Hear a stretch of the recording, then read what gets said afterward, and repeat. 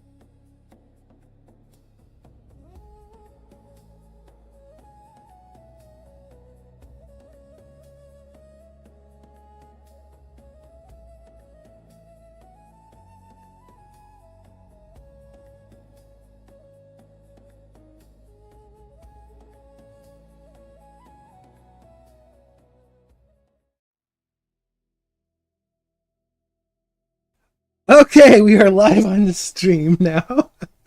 Sorry, we were having a conversation off stream there. We're back on our 9th episode of our Adventures of Vaeryndel. Our crew currently is in Brindlebrook, so on our start screen, the map is a little wrong. As you can see, the episode 8 flag is now over Brindlebrook to current, so yay. I guess I'll just go right into the summary so we can just jump right into this. Get my paperwork here. So basically what happened last session is they left the exit of a cave that was connected to an underground ruins underneath the city of Valmir. Exiting the cave and going down a dirt road that's slowly being reclaimed by nature, they ended up being confronted by a group of bandits, or mercenaries, as we learned. And combat ensued. Through that combat, they fought hard, and they overcame. One of the bandits did manage to flee, so we don't know what information, if any, if they were going to say anything about their encounter with your group. The chat, geez. And then once that was handled, they did get information about who that group of mercs were essentially hired by, which I will not repeat because I hope people wrote notes. So that's that. And then they managed to get to Brindlebrook. Once in Brindlebrook, they kind of split up a bit. Rose and Geller went to Bremia's aunt's house in the town of Brindlebrook. There was some generational discussion going on about, isolationism and versus being more worldly. And then Geller was obviously trying to play the middle person, trying to keep peace between the two family members. Also in town, Thistle ran into an old friend, literally an old friend, and she was trying to hook up Thistle basically to any relative that she could. So Thistle quickly left that conversation after getting healed up and whatnot, and found her way into the Applebrook manor of Bremia's aunt, where it finally came to light that Bremia is an Applebrook, and Thistle obviously was distraught by this news, and Bremia, who's slightly confused why Thistle was distraught, ended up getting into a huge conversation between each other. While all that was happening, Arve and Vaeryndel went to the tavern. Vaeryndel couldn't fit through this doorway, so Arve had to negotiate food prices and whatnot, and literally hand deliver the food to Vaeryndel, who had to sit outside of the tavern to eat. And during that whole exchange, Arve did find that there was a couple sisters inside the tavern who held a little halfling, basically in custody. Why is undetermined, except some of the party members did learn that it might have had something to do with theft. Once that was all handled, Arve left. Vaeryndel finished his meal. Vaeryndel went to pretty much the armory blacksmith area, kind of was trying to negotiate some prices for some armor, but realized that it was a little too expensive. So he managed to negotiate a deal about trying to acquire some ore from the Whispermire Quag. While he got that quest, Arve got another sub-quest too about visiting the Quag to potentially ascertain a flower that may or may not cure her. And then pretty much going back to the Bremia's aunt's house, while they were all arguing and talking amongst each other, Bremia's aunt left a message on the doorway saying that she would be back because she had to do additional grocery shopping. And that is where, out of character, Geller's like, oh, she's going to be telling on us. We're not trusting this moment. And that's where we ended our session. Yay! That was out of character. Yeah, you said that out of character. I think the story ended with us finding the note.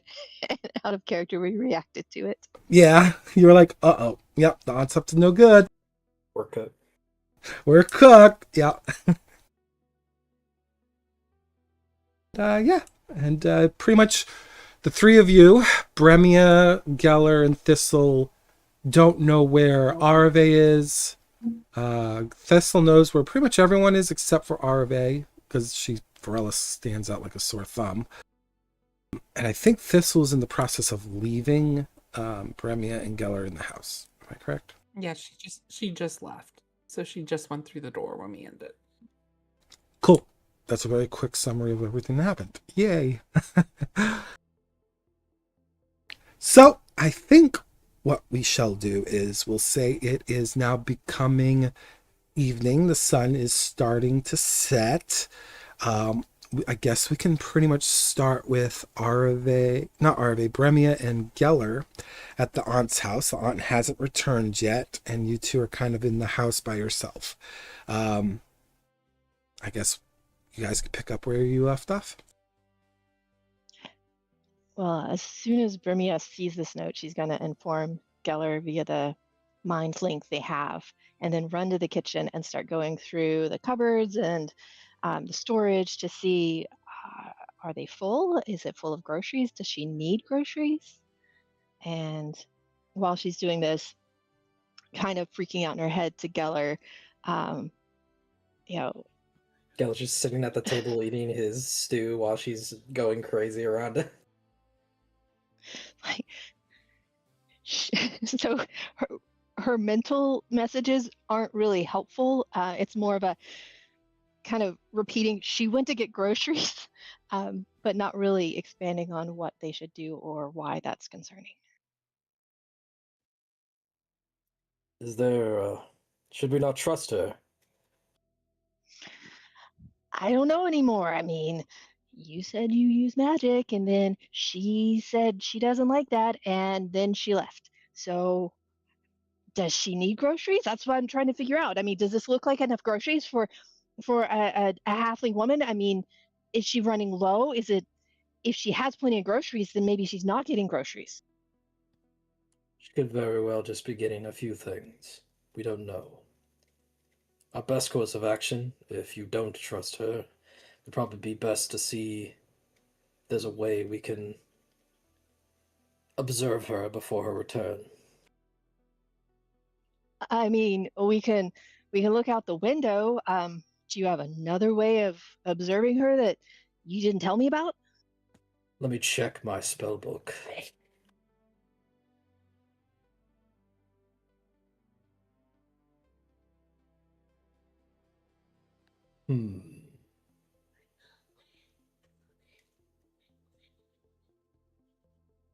At best, I think I can only obscure an area is really all I can do. Okay, so, I mean, okay, just trying to remember the house that we're in. We're kind of on a hill, and so we could probably see the aunt approaching when she's coming back, but if we left, would it'd probably be very obvious. Do we have a way of leaving without being seen? Is there a back door? So these hill type houses don't really have like traditional like back doors or side doors. They typically have one entrance. And this one's kind of built into a cluster of hills to make it the size it is. So the only in and out door there is the door that you initially went into the building through. All right, and if we were to leave by that front door, is it very obvious? Is there any, like, could we sneak behind some fences or some bushes? Yeah, there was like a little bush, like curated bushes outside of her house that kind of like line it to, kind of decorate the outside. Kind of her way of curating. I could lock us in here, but that would only buy us time.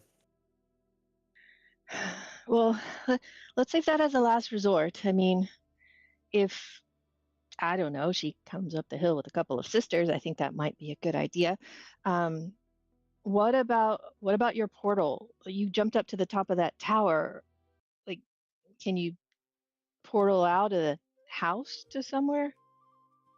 Yes, but only one person can enter at a time. I would have to cast the spell twice. Well, honestly, I'm more worried about you than I'm worried about me. Um, you you're the one that might be in a lot of trouble here, so maybe that's a good backup. Um, and okay, out of character, that stone that allows you to take on the image of someone else.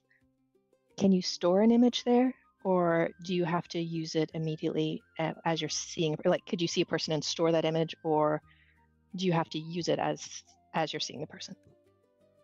GM, does it store the last one I had, or does it have to be literally in the moment? Yep, it stores an image up. So you can store an image, but in order to replace the image, it has to be from the 24 hours from the last time you stored an image. But it can save at least one image indefinitely within the rock. Okay, so I could disguise myself. Uh-huh. Yeah, I think the last image you took was the little halfling from... No, the little gnome, I think it was from Vermeer. Or Valmir, sorry. If I recall, I think the guy I got was a little taller than me. Yes. Okay, so do you have your stone available, or is it on cooldown? I have it ready if I need it. Okay. All right, so I think you're way too tall for this village, so if you leave by the door or if you portal out, you got to be shorter. You just halfling size or shorter, or you're going to draw way too much attention, even with a cloak on. All right. Shall we wait then to see what happens before we jump to conclusions? I'm okay either way. If you want to wait, then I would recommend when we do see my aunt, go up to your room and create a portal just in case. Very well.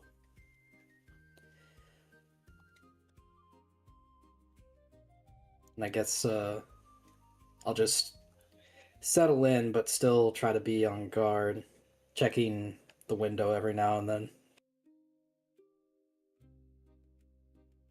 And Rimia during this time is neatening and straightening things that are already in order. Kind of looking through her aunt's stuff, not really planning to take anything, but seeing what she has to see if there's anything she recognizes would be useful and wouldn't be missed, but also checking the window occasionally. But she can't seem to sit still. Yeah, I mean, I guess the biggest thing that you probably find in your little searches with your auntie that might be useful is probably a small bag of coin. Could be for multiple things, so you don't know what the coin's for, but yeah, you do find her like little savings that she has. Yeah. As tempting as it is, Brimia does not feel right stealing money from her aunt, and she's pretty sure she'd notice. I mean, that's probably the most useful thing in the house. Obviously, there's like personal trinkets and stuff, like, like not quite photographs, but kind of like stills, like painted stills of like family members that have long passed. There's old books with frayed edges, things like that. Nothing like super rare. Okay. I telepathically speak to Burmy and say, if it makes you feel more comfortable, I can just leave the house until she returns. Well, I don't know how safe you would be outside the house. I'm not going to stop you from leaving. there's one other person we could go visit if we want to, not stay here. But yeah, Remy is obviously having trouble waiting for her aunt to come back. She's very anxious. Geller puts a hand on her shoulder and says, "Take a breath. Everything's going to be fine. We can handle ourselves. I can handle just about anything that life can throw at me.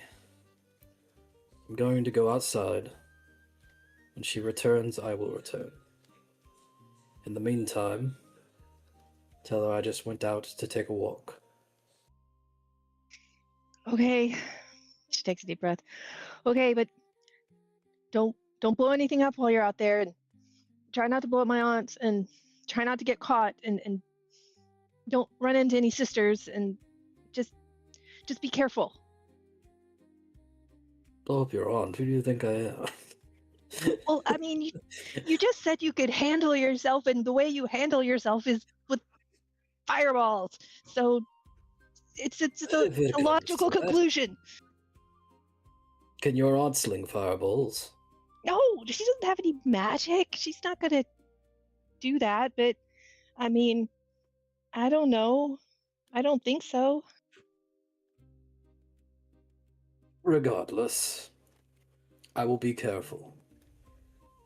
If she returns with unexpected guests, I was never here. Okay, that's a good plan. If she returns and she has unexpected guests, you're gone, and I will leave as soon as I can. Understood. We will rendezvous at the tavern, if that comes to a head. Didn't Thistle say the sisters were at the tavern?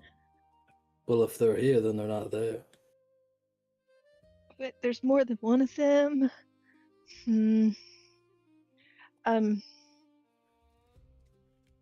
I'd like to direct Geller to let me find his name. Old Hab Underleaf Farm. Give him an idea of where that is. This man can be trusted. As far as I know, he can be trusted, but I thought my aunt would be okay too, but just maybe don't mention you use magic. Very well. He goes ahead and puts on the disguise with the stone. Gets ready to walk out.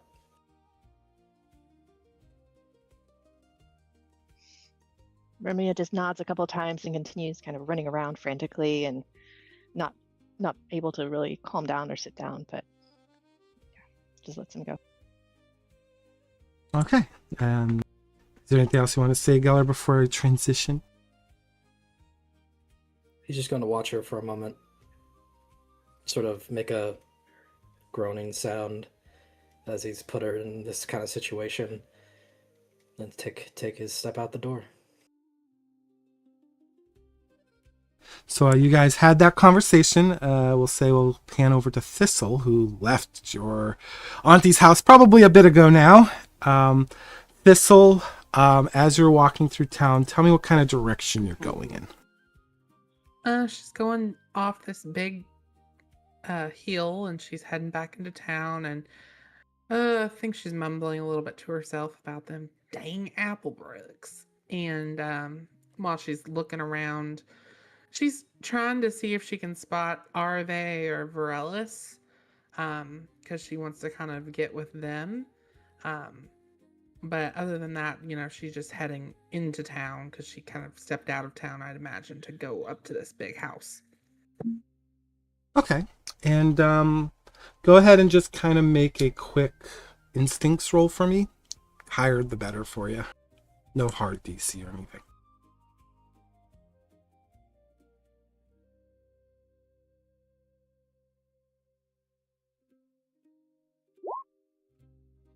That's a good roll, though. With hope.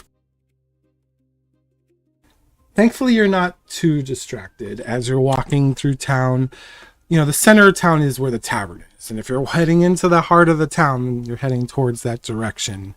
And, even though you're complaining about, darn that Applebrook, you do see a sister who is adorned in red, standing not too far outside the tavern, and she's looking down at almost like an orb-looking thing, and it seems to pulsate a bit.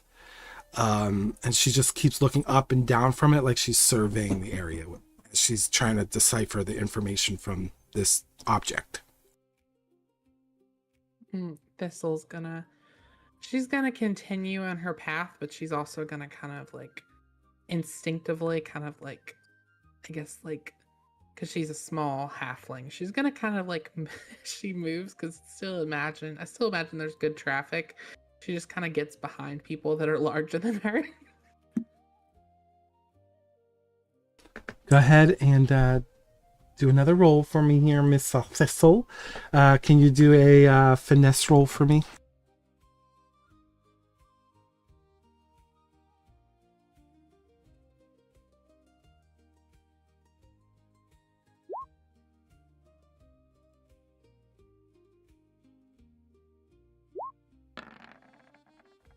Okay. When you go to hide behind someone, you see this sister.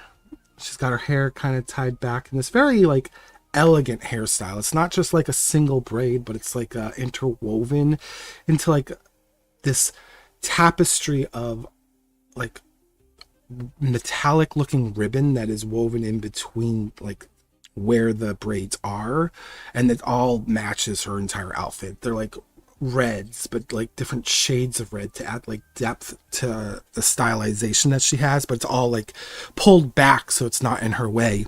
And she instinctively looks up from her device towards your direction, and while you think you're kind of like being like quick, she seems to like catch you, and she's heading in your direction right now.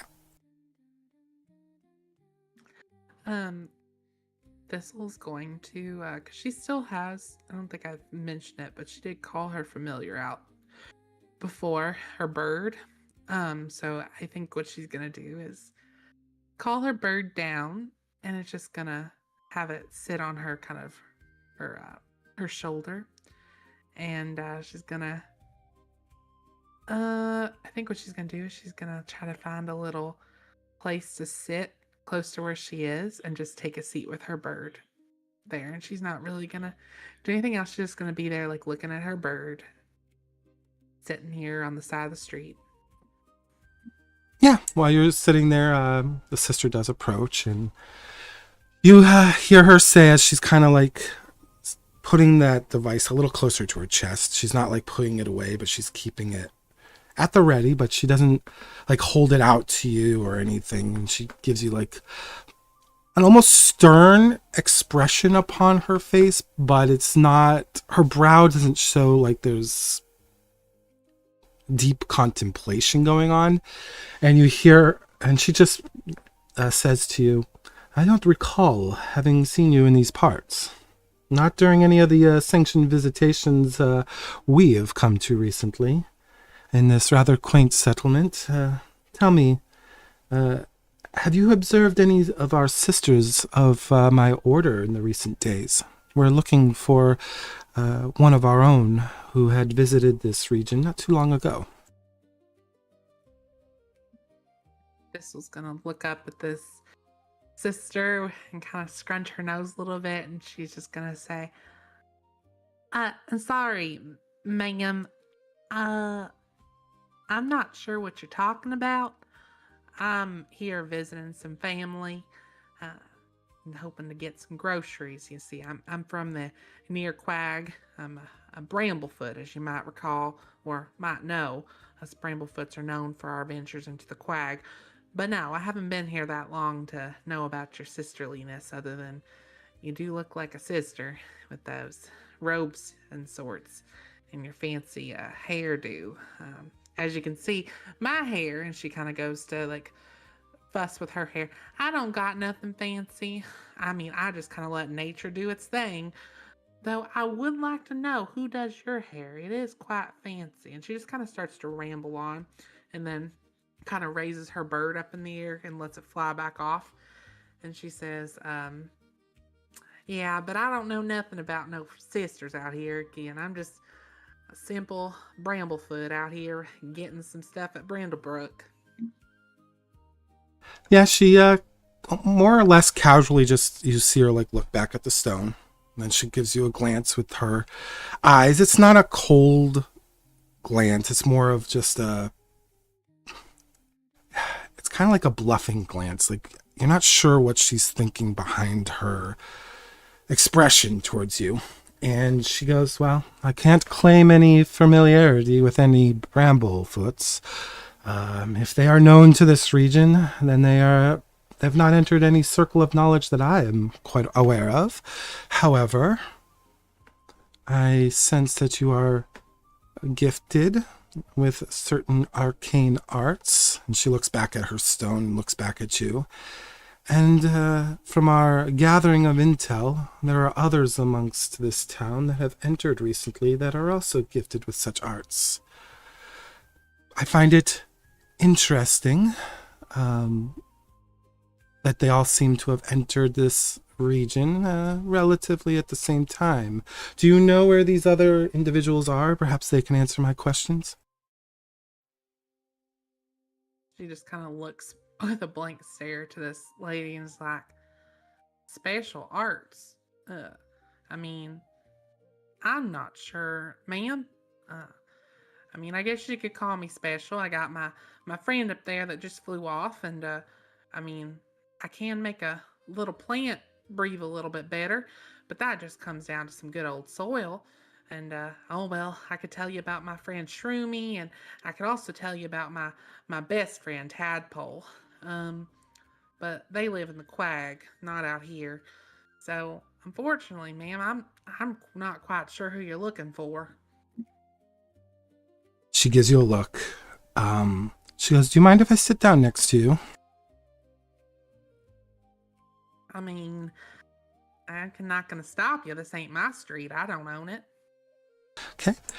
She kind of like, you see her move her hand, and she moves her like cloak in a way that's very ladylike. And she sits down next to you and places the orb on her lap with her hands casually over it. And she looks around the village and she says, you know what arcane arts I speak of. And your ruse, as well as intended as it is, data, when properly recorded, is inclined to tell the truth. And she's giving this like sweet, honey-suckled kind of smile, and she's like, people, however, well, they're considerably more adept at deception. You're not trying to deceive me now, are you, Thistle? Oh, it's Thistle. She didn't say Thistle was her name, so she just kind of looks at this lady and just says, I ain't, ma'am. Like I said, I'm from the Quag, which is where I'm from and where my family is from. If you mean arcane arts again, yes, I can help a flower. I can, help my little bird friend and my little tadpole friend. I mean, I'm pretty simple-minded if you ask me. I ain't nothing fancy like you folk. I mean, I'm just being Thistle. I'm not sure what more you want.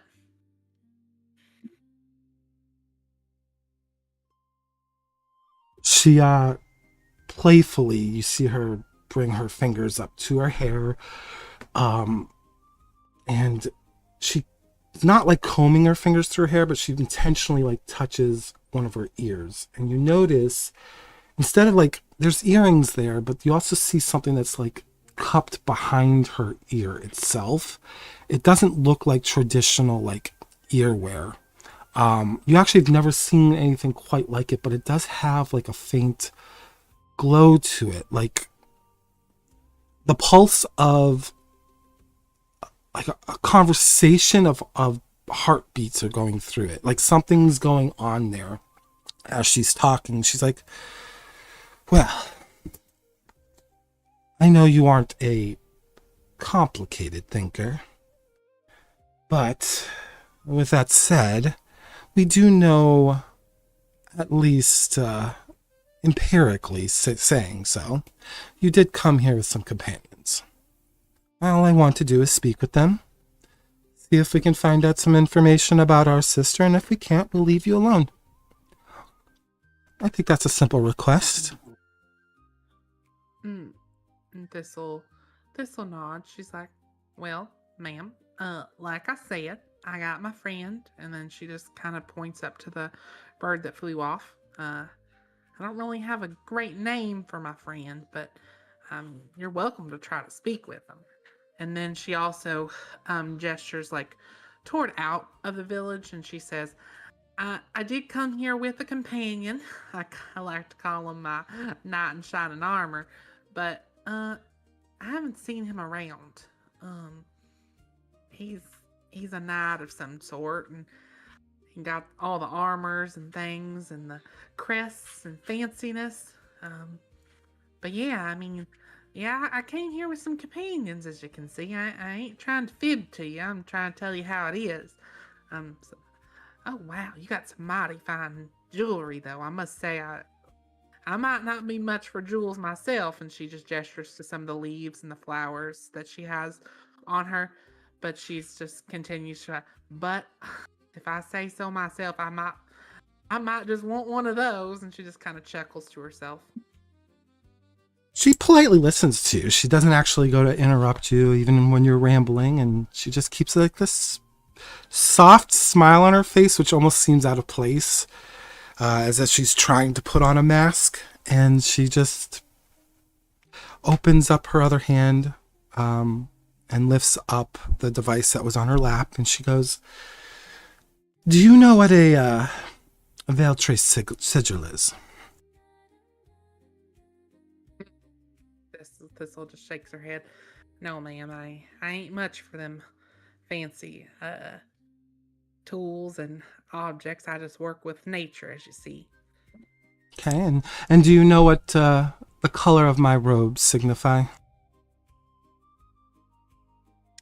Well, ma'am, I admit, best I know about the sisters, I met a sister once. She wore them silver robes, so all I know is the silver robe people are, well, they like to ask a lot of questions. And I mean, you ain't a silver robe, but you also like to ask a lot of questions. Yes, we're known for quite a few things, especially containment, and some would say intimidation. I prefer not to intimidate those I'm talking to. Civil discourse is important, after all.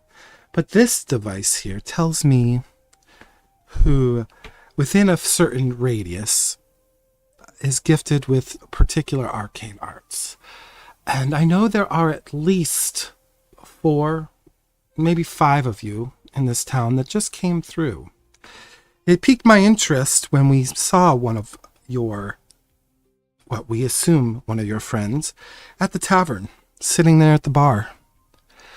She's lightly touched by the arcane, and we know that there's a few others she looks towards the direction of the Applebrook Manor, but it's not like pinpointed, because it could be anywhere.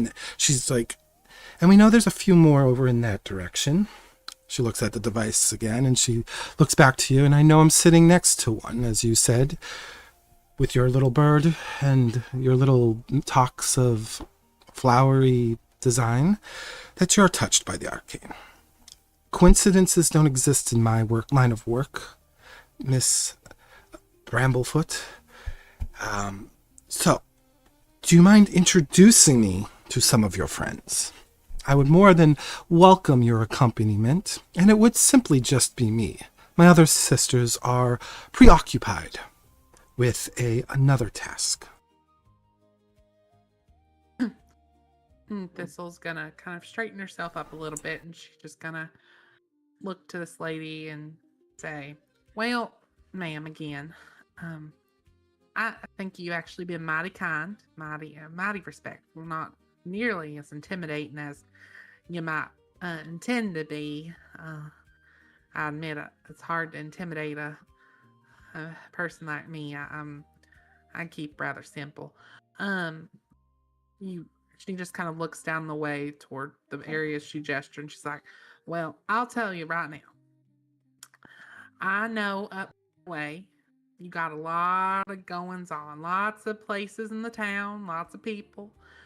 There is the Applebrook house, which I'm not going to lie to you, ma'am. The Applebrooks are no good. There's nothing good about them. I actually went up there earlier to, well, this is going to be a little shameful, but I was going to see if they had any of their no good pies, because I was going to prank.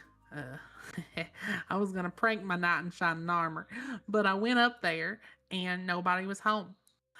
So I'm not sure if you want to go up there, but if you want to go up there, I'm just telling you, I didn't see nobody. I think the lady or the man of the house might be out in the town somewhere, so you might just have to do some investigating on that one. And then as for other folks, I mean, I already told you who I'm got companions with, and it sounds like you already have an idea of some other folks in town that you might have seen. Again, I'm not sure what more I can offer, but if you insist, I mean, we can take a little walk around. Again, I just come here to get a few things for the road. I usually get in and out pretty quick, actually. I just got in town, and I plan to be out of town just as quick. I mean, I can't be away from my quag very long. I mean, my friend Tadpole, well, he's getting old, up in there in age, and I'd hate for him to get eaten by one of them gators out in the swamp, if you know what I mean. Yeah, go ahead and roll a presence roll for me. To kind of just trying to deceive her a little bit off the path with the Applebrook stuff. So go for it, see what you roll, and we'll go from there. Don't mess it up. What's that? Oh, don't mess it up. She listened to you. She didn't interrupt you while you were, again, probably a little bit more with the run-on sentences, and she just goes, well, first to mention the intimidation portion. That's not my intent. However, I did learn in my line of work it is difficult to intimidate those who do not comprehend the purpose of intimidation. You know, fear does require recognition to take root. Without it, the attempt becomes merely noise. So that was not my intent there. Secondly, I would love for you to accompany me. Perhaps you and I could take a little walk to the Applebrook estate. I would love to meet these no-good Applebrooks, as you described them, and see for myself. After all, it did bring you there, so there must be some interest. I gotta say, out of character note, it's gonna look like Thistle. Look like Thistle, the one who turned him in. God. Gonna be terrible. Okay. Sorry. Thistles looks at this lady and she just kind of shakes her head and she's like, are you sure, ma'am?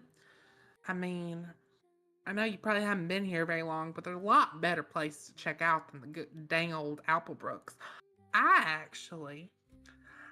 know exactly who we should go see. You know, she's been in town for a long time. I think if anybody can tell you more about the people that you need to look out for, it's nobody else than Miss Liza Thornfoot. She knows this town better than anybody, and I can take you there right now. That is quite adorable. However, I already spoke to her, and she didn't have much to say, to be honest. I think she was intimidated by me. Are you sure? I'm not gonna lie to you, ma'am. Liza Thornfoot always has a ton to say. I mean, just today she was telling me she was the mayor of the town, and she was trying to suit everybody up, and she also said, and I mean no disrespect, ma'am, she said y'all sisters were here trying to arrest somebody. So it sounds like she knows more than she's letting on. I can take you there, and we can get down to the bottom of this quicker than a harefoot in the swamp. She politely raises her left hand to you in a very formal way, and she just looks in the direction of the Applebrook estate and looks back to you and goes, I'm quite certain. After all, in my experience, those of questionable worth are often the quickest to claim knowledge beyond their grasp, particularly when they believe it exceeds what I seek. So, Miss Brindlebrook, or Foot, whatever, please let us head there and we'll see what interests you and see how no good these apple brooks are. And I'll discern whether or not they have what I seek. The disrespect. Okay, I know. so, okay, so this is what Thistle's gonna do. She's gonna help herself up, and then she is going to, let me look at her abilities.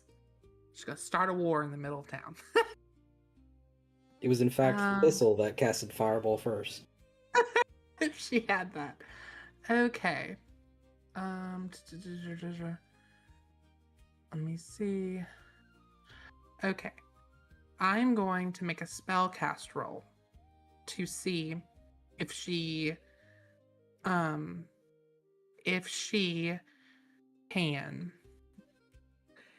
get her familiar, because she has to use a spellcast roll to command them, and she's going to give them a command, and that command is going to be something basically to the effect to go to the Applebrook house and like try to warn them. Bremia specifically. Okay, and you're trying to do this without being detected, right? Well, it's not like she's screaming at. I think she can still command it and be like not necessarily something she has to like scream out. Because I don't believe it says specifically you can't communicate with them like telepathically or something, because they're connected to her. So I imagine it'd be similar to kind of how Geller talks to Bremia. It would be like that kind of command to her familiar. Okay. Yeah, you can do it. Let me try the spellcast roll first. Might fail, so. Let's see. Oh, nope, it's a crit. Okay. Let's go. I will say, because you had a crit, if you rolled anything else, this probably wouldn't have been the case, but the object in her hand does not react to you doing this magic. Perfect. Yeah. Otherwise, it would have responded quite brightly. Okay, this was perfect then. This was the move. So she's gonna get up and she's gonna look to this lady and she's like, "All right, ma'am. I guess we're going for a little bit of a walk, though I've been walking all day, so I apologize if I move a little bit slow." Am I gonna pass by them? Yep. And Geller, I will say, you probably see Thistle getting up and probably about to head towards the Applebrook estate. You don't know why, but you see this happening for sure. Am I still close enough to telepathically message? I guess there's no... We determined there wasn't a range other than like being on a different plane or something. But I'm gonna go ahead and inform Bremia that Thistle and a Crimson Sister is on their way. Stay calm. Don't panic. Upon hearing that, Bremia would immediately panic a little and say, "Well, did they see you?" I don't believe so. They didn't react when I walked by. Geller, I will say at this moment, Thistle watches the orb in this lady's hand softly illuminate, and she looks at it and looks in your general direction. Not at you, but towards your general direction, as if the device is reacting to some sort of magical exchange going on. Thistle's gonna look at this and she's, as it brightens up, and she's gonna like kind of, I don't know how to say this. She's gonna look at it and she's gonna kind of poke at this lady's leg, because she's probably much taller than her, and be like, "What does that thing do when it lights up?" Actually, I'll let you go ahead and try to do we'll have you do a charm. Like you're trying to perform like an act here to distract her, so go for it and do a presence roll for me. Just so y'all know, my presence is -1, so this ain't gonna be good. I'm gonna give you an advantage too because of the Too role late. play. I Oh, critted. okay. Okay. It's not Did gonna be need any the good. advantage. Crit. She looks away from Geller's direction. And go ahead, Geller. So, can I make like an arcane knowledge check, to see if I recognize what the device is doing? Yes, you can. The DC will be a 20 for this one. Only a certain sect of the sisters carry this particular device. Would I be able to add my soldier experience to this? Most probably, because you probably saw Red Sisters on the battlefield. Maybe not engaged them, but you probably saw them from a distance.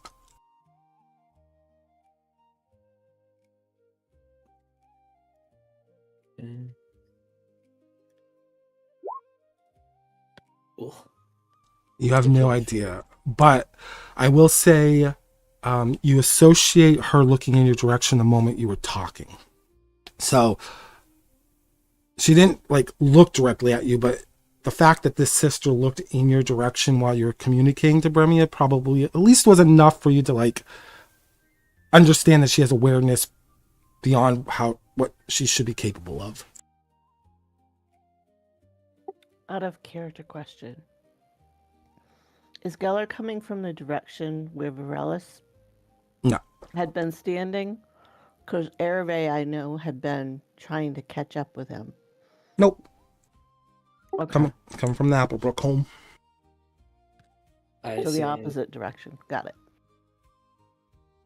I say in the connection, breaking contact. And then I break the telepathic link. Okay. I'll say because of the crit, I won't obviously have the thing respond either. And you'll see that she looks for... Like this one, you both see that she's still looking in your direction just for a little longer.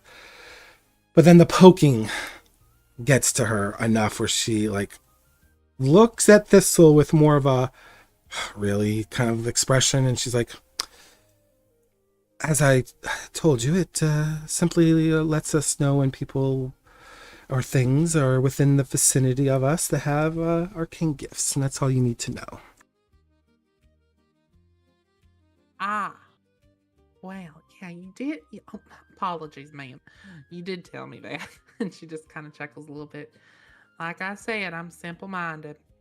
Oh, goodness. It must be a real busy job you have going to these places. How long? How many times you been here to Brindlebrook? She just doesn't say much. She just goes, well, don't mind yourself of that. Though you are educating me quite a bit. What they say about simple minds is rather accurate. They're readily amused. Let us just get this over with, and I'll let you be on your way to enjoy your flowers and squirrels or whatever you play with. Well, I would like some pie, so I'm hoping I can get some pie on this journey. I've had a long journey, and I have not had any pie in a while, so I would like pie. Just letting you know, pie is definitely on the menu for me. You hear her annoyingly say, and it requires very little to occupy them. I'm going to try to casually change my walking direction without like trying to seem like I'm intentionally diverting myself from them. Yeah, they walk by you, no problem. And actually, I'll ask both of you, is there anything you want to do as they're making their way to the Applebrook? Because then I'll transition to the next scene with Arve and potentially Varellus. Well, not really. I think all I'm gonna say is they'll keep walking. Thistle will not say anything as they pass Geller, but she would not know it's Geller. Oh, you didn't see him in this form before? I thought you did. No, she knows the disguise. It's been a while since they've seen each other in this form. True. I don't think it would have been a recent thing. I think the last time he was in that form was when they were just then walking into like that archive area, right? Yeah. Yeah. So Okay. I'm going to say Thistle probably does not remember that. And the last time she saw Geller, Geller was Geller. Fair enough. So with that in mind, I'm sorry, Geller. I'm sorry, Geller.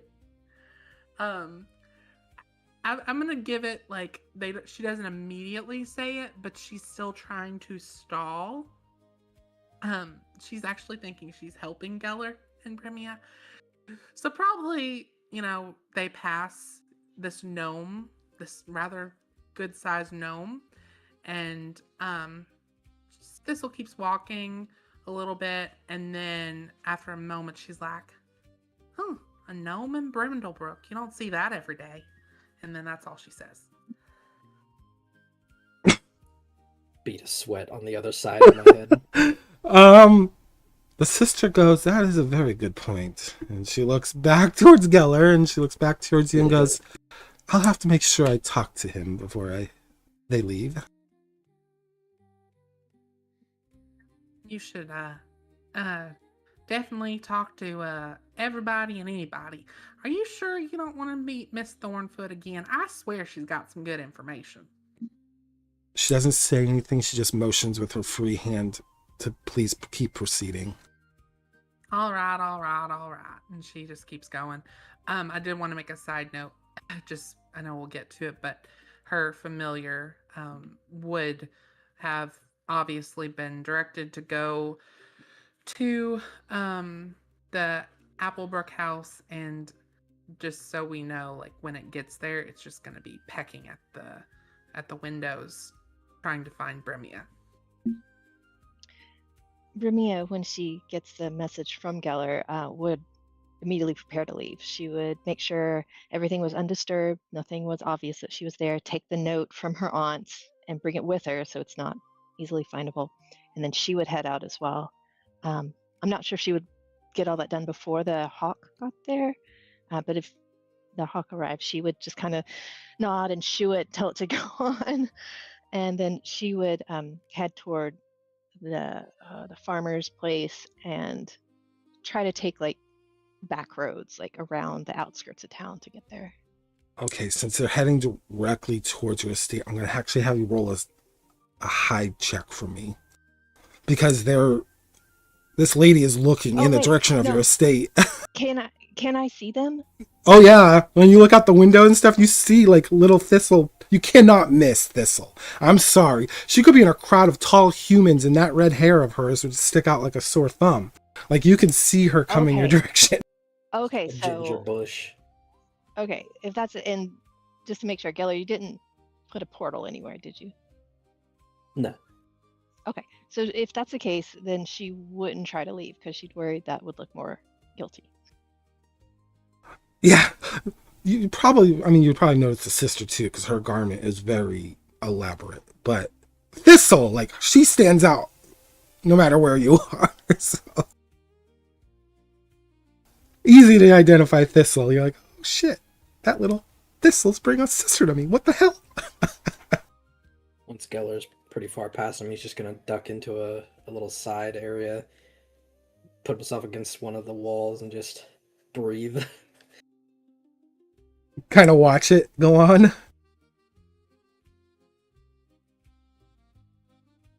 So I guess while that's all unfolding, Arve, you do obviously see Vaeryndel. I mean, he's not in this kind of town. He's not he doesn't blend in very well. I mean, he's towering over everybody here. Everybody, including the sister, the sister is relatively tall too. She's about 5'11". I mean, she's not a slouch either, but Vaeryndel just still towers over her. And I mean, what are you gonna do?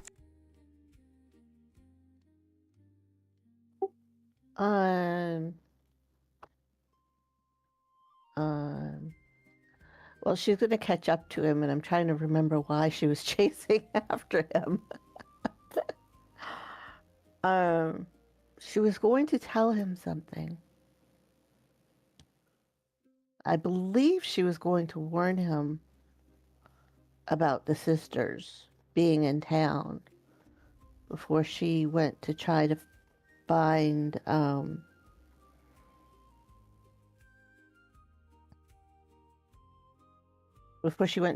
try to find Thistle. But she's just basically wandering around and finds Varellis and starts looking at some of the wares around there. Well, I can tell you when you do catch up to Varellis, he is looking, you can hear him looking or asking people for work. Like, what can I do for you? Can I help you lift that? Like, you hear him asking those questions. And a lot of people are like, no, we got this. Even though we might be small, we're mighty. Kind of attitudes that they have. So Varellis, you do see Arave, I guess, coming up to you, and she starts engaging, I guess, directly with you in dialogue.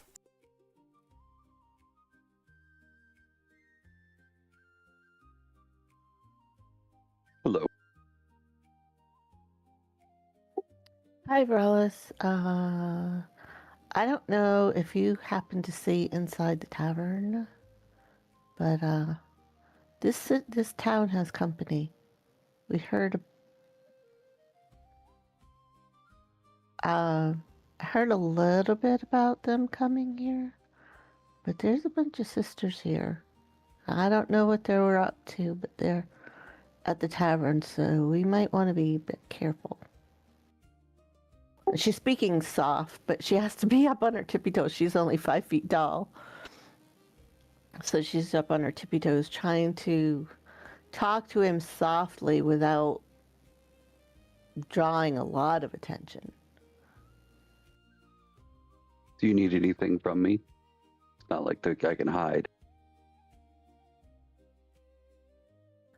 I don't think so. Just, I guess, act normal. Great. No, I'm never going to act normal ever again. Varellis has high anxiety. Exactly.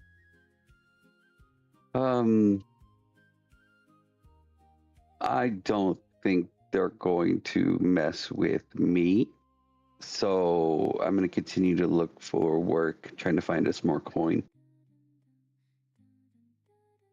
Actually, while you guys are discussing, a older halfling approaches you. She's not terribly old, and she walks up to you and goes, "Excuse me, sir, ma'am. You obviously do not seem like you're from these parts. And my dear niece has come to visit me, and I was wondering, I heard that you'd like to do some work. I need some help bringing some groceries back to my house." And you see that she actually has like 3 or 4 bags of groceries not too far from where you are. They're at a stall. She's like, "I can't carry all those back." She happened to bring a gentleman friend with her too, and it's just more mouths to feed than I anticipated, and I can give you a little coin for the effort. Excellent. And I'll pick up the bags and be like, "Where to?" Oh, well. Whoops. Oh, no, go, dear. Talk. Well, are there any more that I could help with, or perhaps accompany the two of you? She looks at you.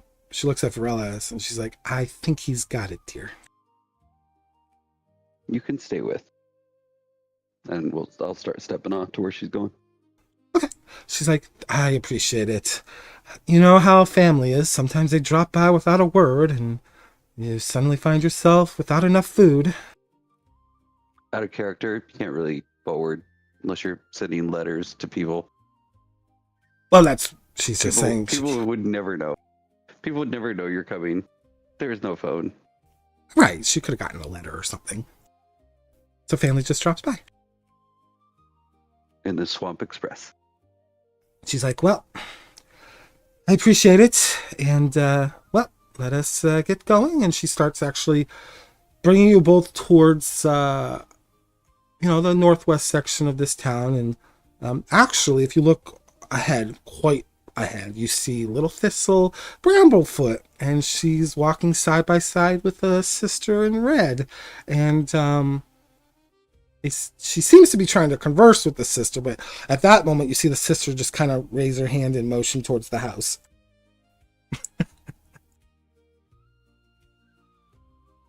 Harvey stops for a second, and then she rushes up behind Vaeryndel and taps him. That's one of the ones I was talking about. They don't look too bad.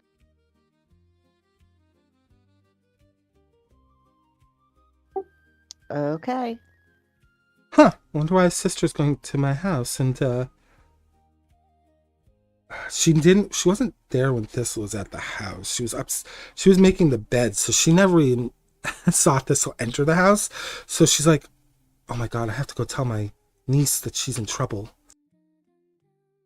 She's like, you see this little lady that's you're helping kind of like hurry her steps. She's like panicking because she's like, she knows what she's hiding in the house, and it's a man with magic, and she's like freaking out, and she's trying to catch up.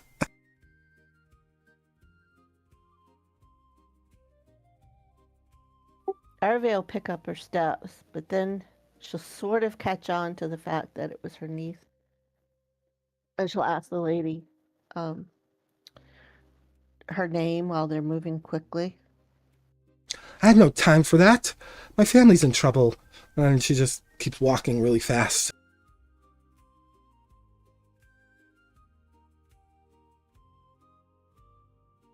Arave's gonna take a deep breath. She's going to call out ahead of her. Thistle, is that you?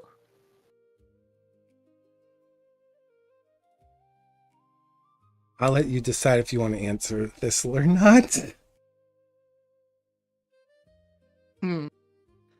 Thistle is going to instinctively turn around, at least slightly, and she's gonna look and see in the distance Vaeryndel and definitely know what Arve looks like, and she's just gonna kind of shake her head and then turn back to the sister and she's like, I swear, come to this town and it's like everybody wants to see good old Thistle. She's back from the quag again. I ain't got time for that. I'm sure you know what I mean, ma'am.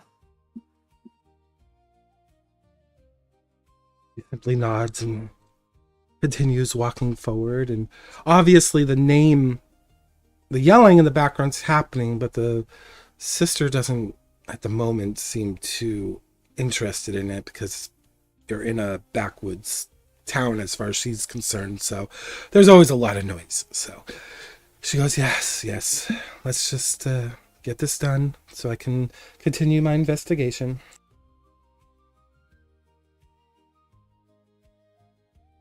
That's when Arve pulls out another stop. It may not be true, but Thistle, I got a pie.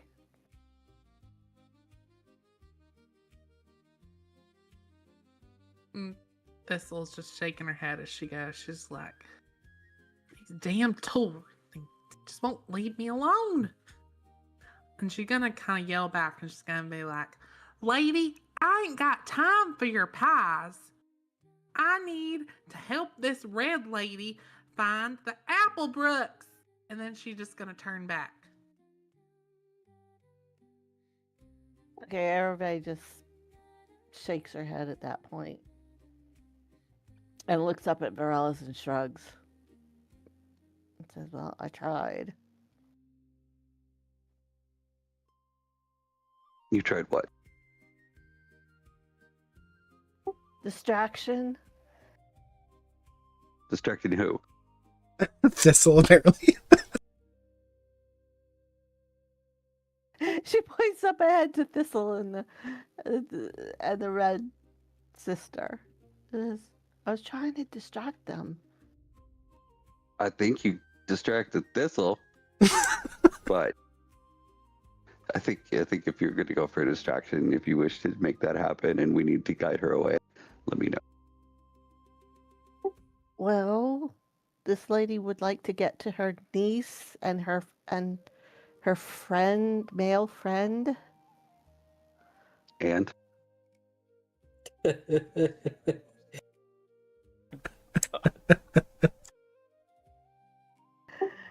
Arabic kind of looks up blankly for a minute. It's like she sizes him up. It's like the elevator doesn't go all the way to the top. And she's like, this lady wanted to get to her house before the sister. well, we can do that. Maybe you could pick her up. Roar. I mean, she is running now, so she's moving a lot quicker, so. We'll keep up. Out of character, I believe we worked with not picking people up. That was our standard.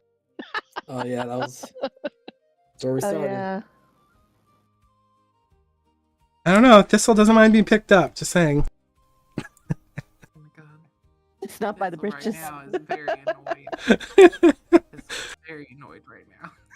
Oh, you imagine your character's annoyed. Its sister's probably quite annoyed too. All this yelling. She's like, I mean, I think they're both on the same level of annoyance right now because Thistle's in her head like, I'm trying to save you people and you're all just exposing yourselves. And so actually I'd say once she knows Arve's doing this, I'd say she's even moving a little bit quicker toward the house. okay. Geller's going to just get like into a bush within eyesight of the front of the house. Try to hide. I just pictured a bush with little feet kind of moving. I don't know. I do have my cloak, so it should camouflage me pretty well.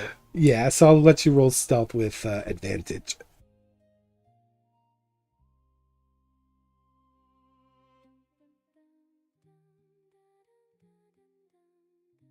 Is that a... There should be... Finesse? Yeah. Yeah, it's finesse, sorry.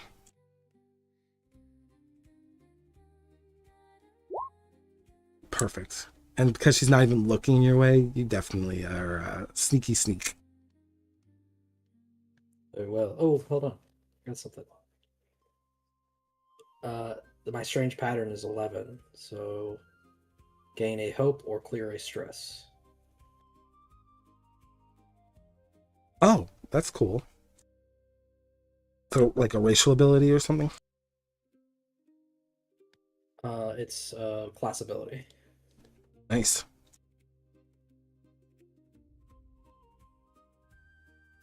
All right, since there's going to be a huge scene converging into one spot, I'm actually going to go now to Ryden. Ryden, I know you and I didn't have a lot of opportunities to talk, so I'm kind of throwing you into a scene here, and I'm going to see how you play it out. Because you are a Thrones Guard. Very good. What's that? Very good.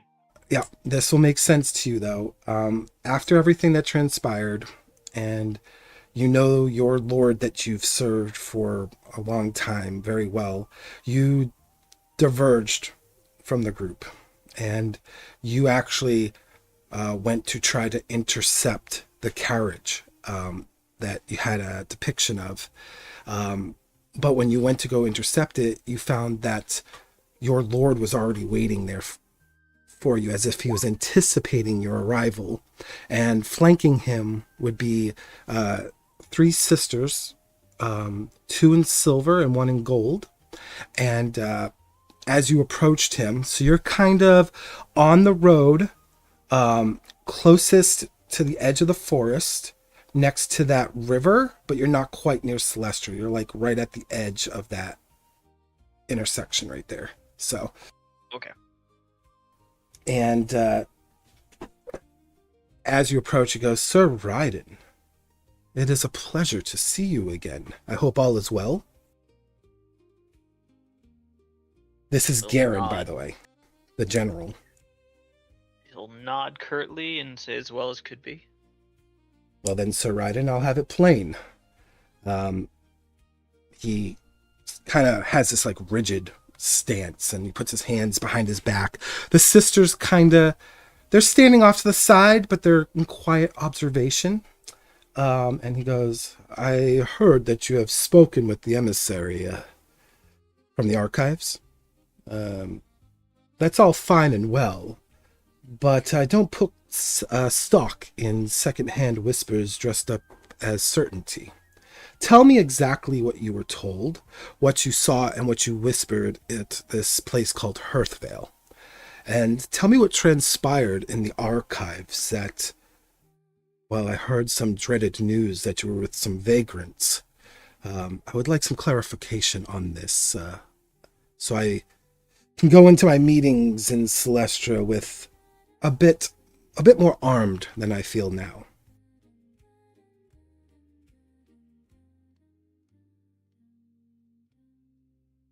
So he'll be a bit guarded at the speaking of the sorry, what's the word again for the I referred to him as the librarian. Yes. He's the archivist. Archivist, that's it. So he'll be a bit guarded at the mention of that and be like and say I was held captive by the archivist as me and my companions had returned from Hearthvale. We had found a magic user that had corrupted that village. What rumors did you hear?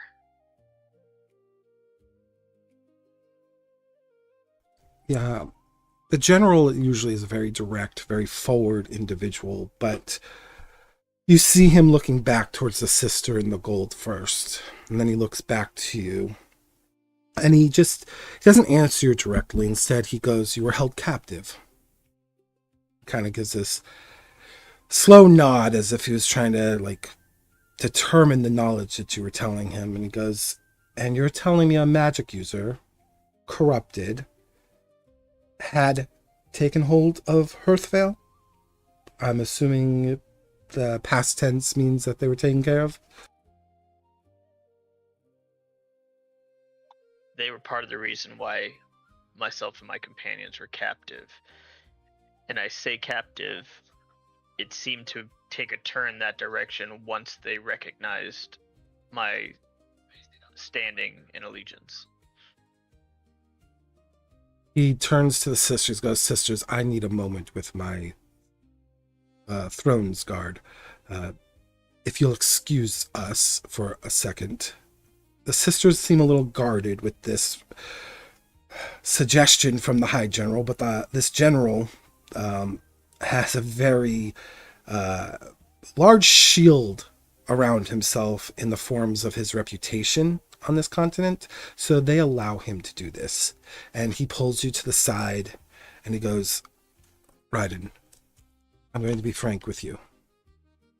There are a lot of pieces on the board that are moving right now.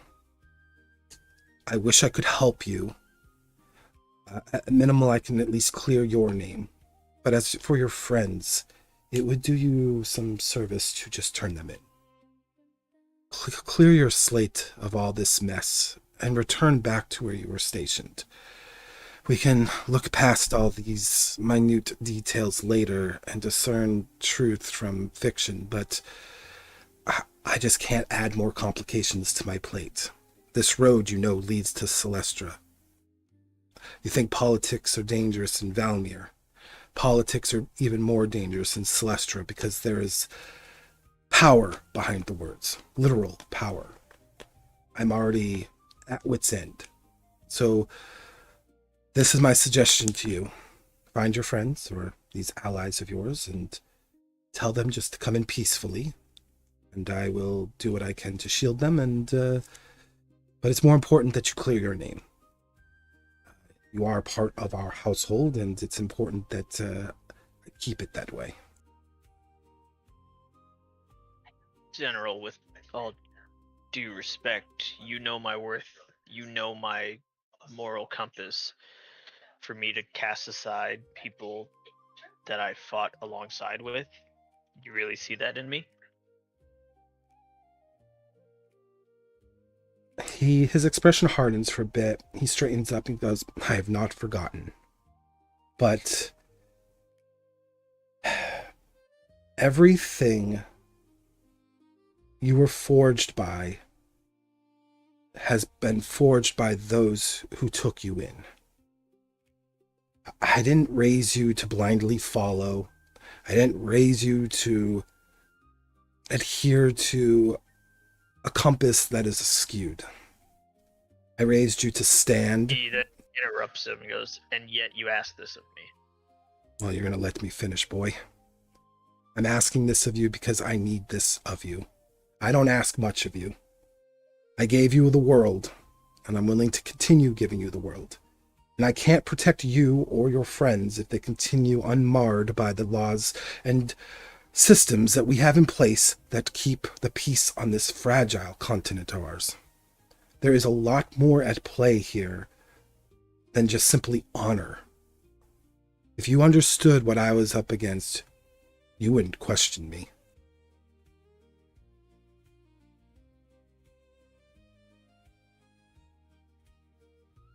He lets the silence linger.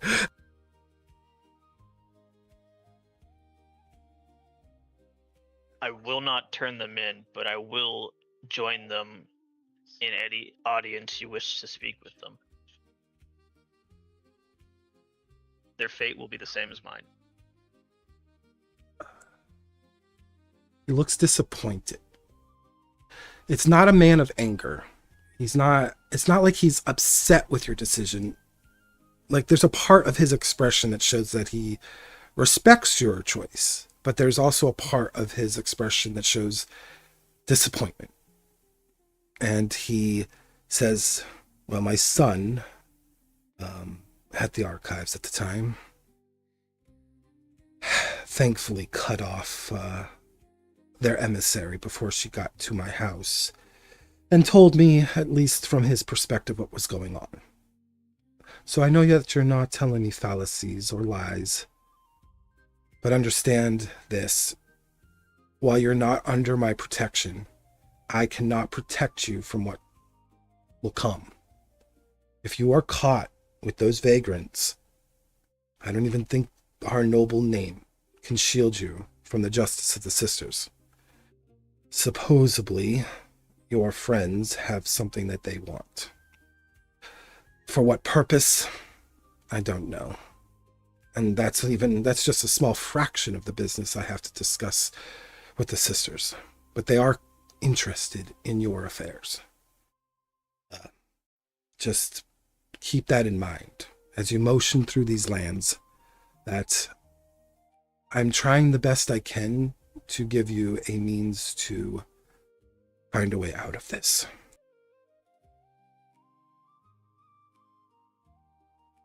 He nods after a pause, reaches out his hand to the general, and says, thank you, and I'm sorry. You have no reason to apologize, boy. You've always done this house well. We've always protected those you were assigned to protect. In fact, in many ways, I wish you were my son by blood. For reasons I'm not even sure you can understand at this moment. But you've always done my house a great service. You've never dishonored us. And now understand that the next few days ahead of me, well, let's just say the landscape of this continent is going to be drastically changing. And you and your compatriots, or comrades, or even friends, if I dare say that so boldly, need to find a way far away from the center of this place we call home. Celestra is, in a long time, about to become mobilized in multiple efforts and fronts. And I even heard rumors that the dwarfs are mobilizing their own interests in the mountains, and even the orcs. There's whispers that the orcs are even rumbling beyond the range. I have a feeling this continent is going to find itself in upheavals rather than peace soon enough. And at the heart of all the machinations, and he leans close to you and whispers so the sisters don't hear, the sisters seem to be pulling the strings. I need to protect my household at any cost. So I do hope, as you walk back to your friends, to your comrades, that you think about what I said. Come home, Raiden. Bring your friends into custody, and perhaps we can find a way for them to be of service, perhaps, to clear their names of any wrongdoings. I believe in justice, even if justice is blind sometimes. And he kind of just pats you on the shoulder. He straightens up, takes a step back like he's ready to go back to the carriage, knowing that he can't hold off their approach to Celestia much longer, but he gives you a look to see how you'd respond. In a very militaristic, but almost family-like way. He's not giving you a harsh, disciplined look. He's giving you more of the look of a father looking upon an older son. Raiden feels a fair bit of guilt and does, in a piece of him, want to take or listen to his direction, but he knows in his heart he wouldn't be able to forgive himself if he did, and it wouldn't stand by him. So he simply tilts his head down and nods at the general in acknowledgement. As well, Raiden, wherever your path goes, know that you will be in the heart of our family. And if you do decide to change your mind, I will be at Celestia for the next foreseeable future. Bring your friends if you come to terms with what I'm asking. It would be a lot better than running around and trying to sneak around these lands undetected. You know our motto, deal with things head on. We're not scurrying rats. We don't shy away from our issues. We do not shy away from our problems. We face them head on. Remember that well. It served us great in the battles that we held, and it'll continue to serve our household well moving forward. Understood.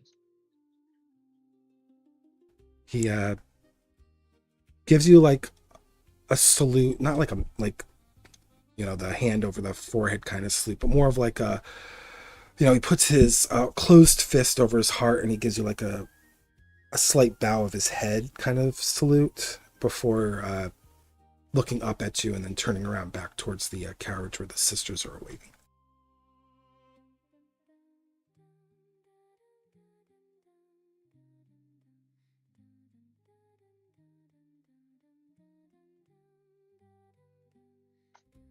He's all like heartbroken now. Yeah, he's got this really big frame too. He's got like this armor. It even does have like lion pauldrons, and he's got this big flowing cape. Very decorated too. Like when you were looking at the front, he had all like these medals and stuff that were like attached to a sash that was like mantily attached underneath one of the shoulders. The lion shoulder mantles, and he's very decorated. And he's decorated for a reason. And you know that he wasn't just a general that led by in the background. He was oftentimes seen fighting with his men and on the field. He isn't just a man that speaks. He always tends to speak more direct. There doesn't ever seem to be a political undertone to him as far as you are aware. I mean, their whole life he's always been straight and forward. And this is probably why I'm not having you roll. This moment isn't any different. He was speaking honest as far as he knows and as truthfully as he could to you.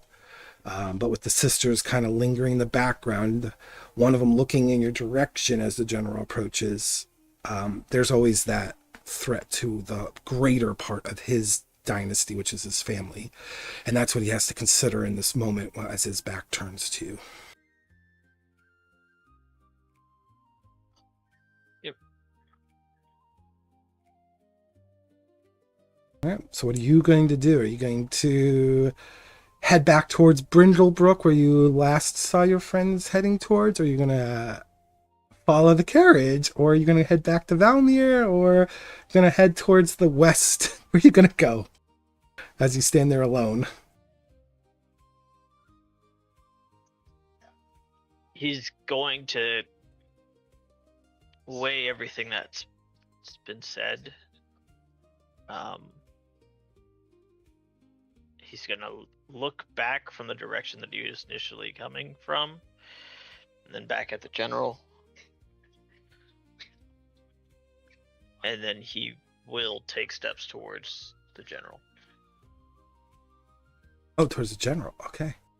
The general sees one of the sisters kind of step towards you as you're approaching. He turns around and goes, Raiden?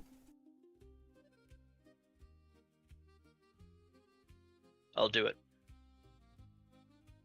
I will speak with my companions and bring them in. The sisters are a little confused by that, but the general fully understands, and he just gives you a nod. He goes, I appreciate that, my son. Hopefully we can get everything resolved and life can return back to normal.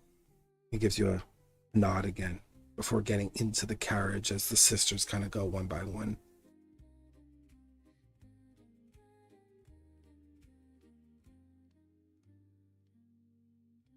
He doesn't just sit there. He actually looks out the window towards you with again, that fatherly expression. It's not one of the military tone that he usually gives when he's in front of the men. It's more of like those private moments you had with him and his family. You know, he always treated you more or less like his kin, even though you might not have been blood. He always treated you like his inner circle, and he just gives you one final nod before the carriage starts heading towards Celestra. And what would you like to do as this carriage is now heading away from you?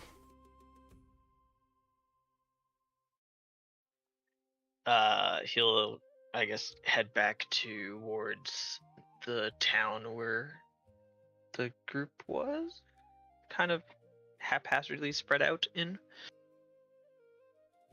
Yeah, the last time you noticed is you kind of trailed ahead of them, but you know as you pass Brindlebrook that your friends would have had to at least come across Brindlebrook. So knowing that, you're like, well, if I'm going to find them, they're going to be in that town, hopefully. Because you don't know if they maybe went into the marsh before, but you're hoping that is where they are. So you start heading that way. And actually, that's where we're going to take our 15-minute break before we start into the next portion of the scene going into back to the Applebrooks home.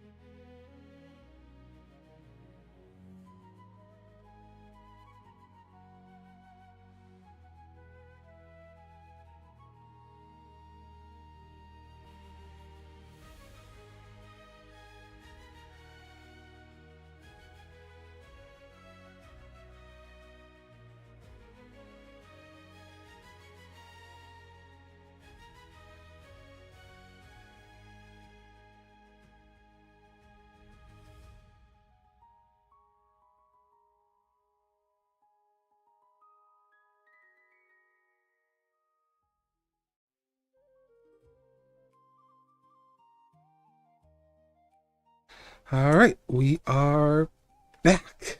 And we just got done a scene with Raiden and the Lion General. That was an interesting scene for sure.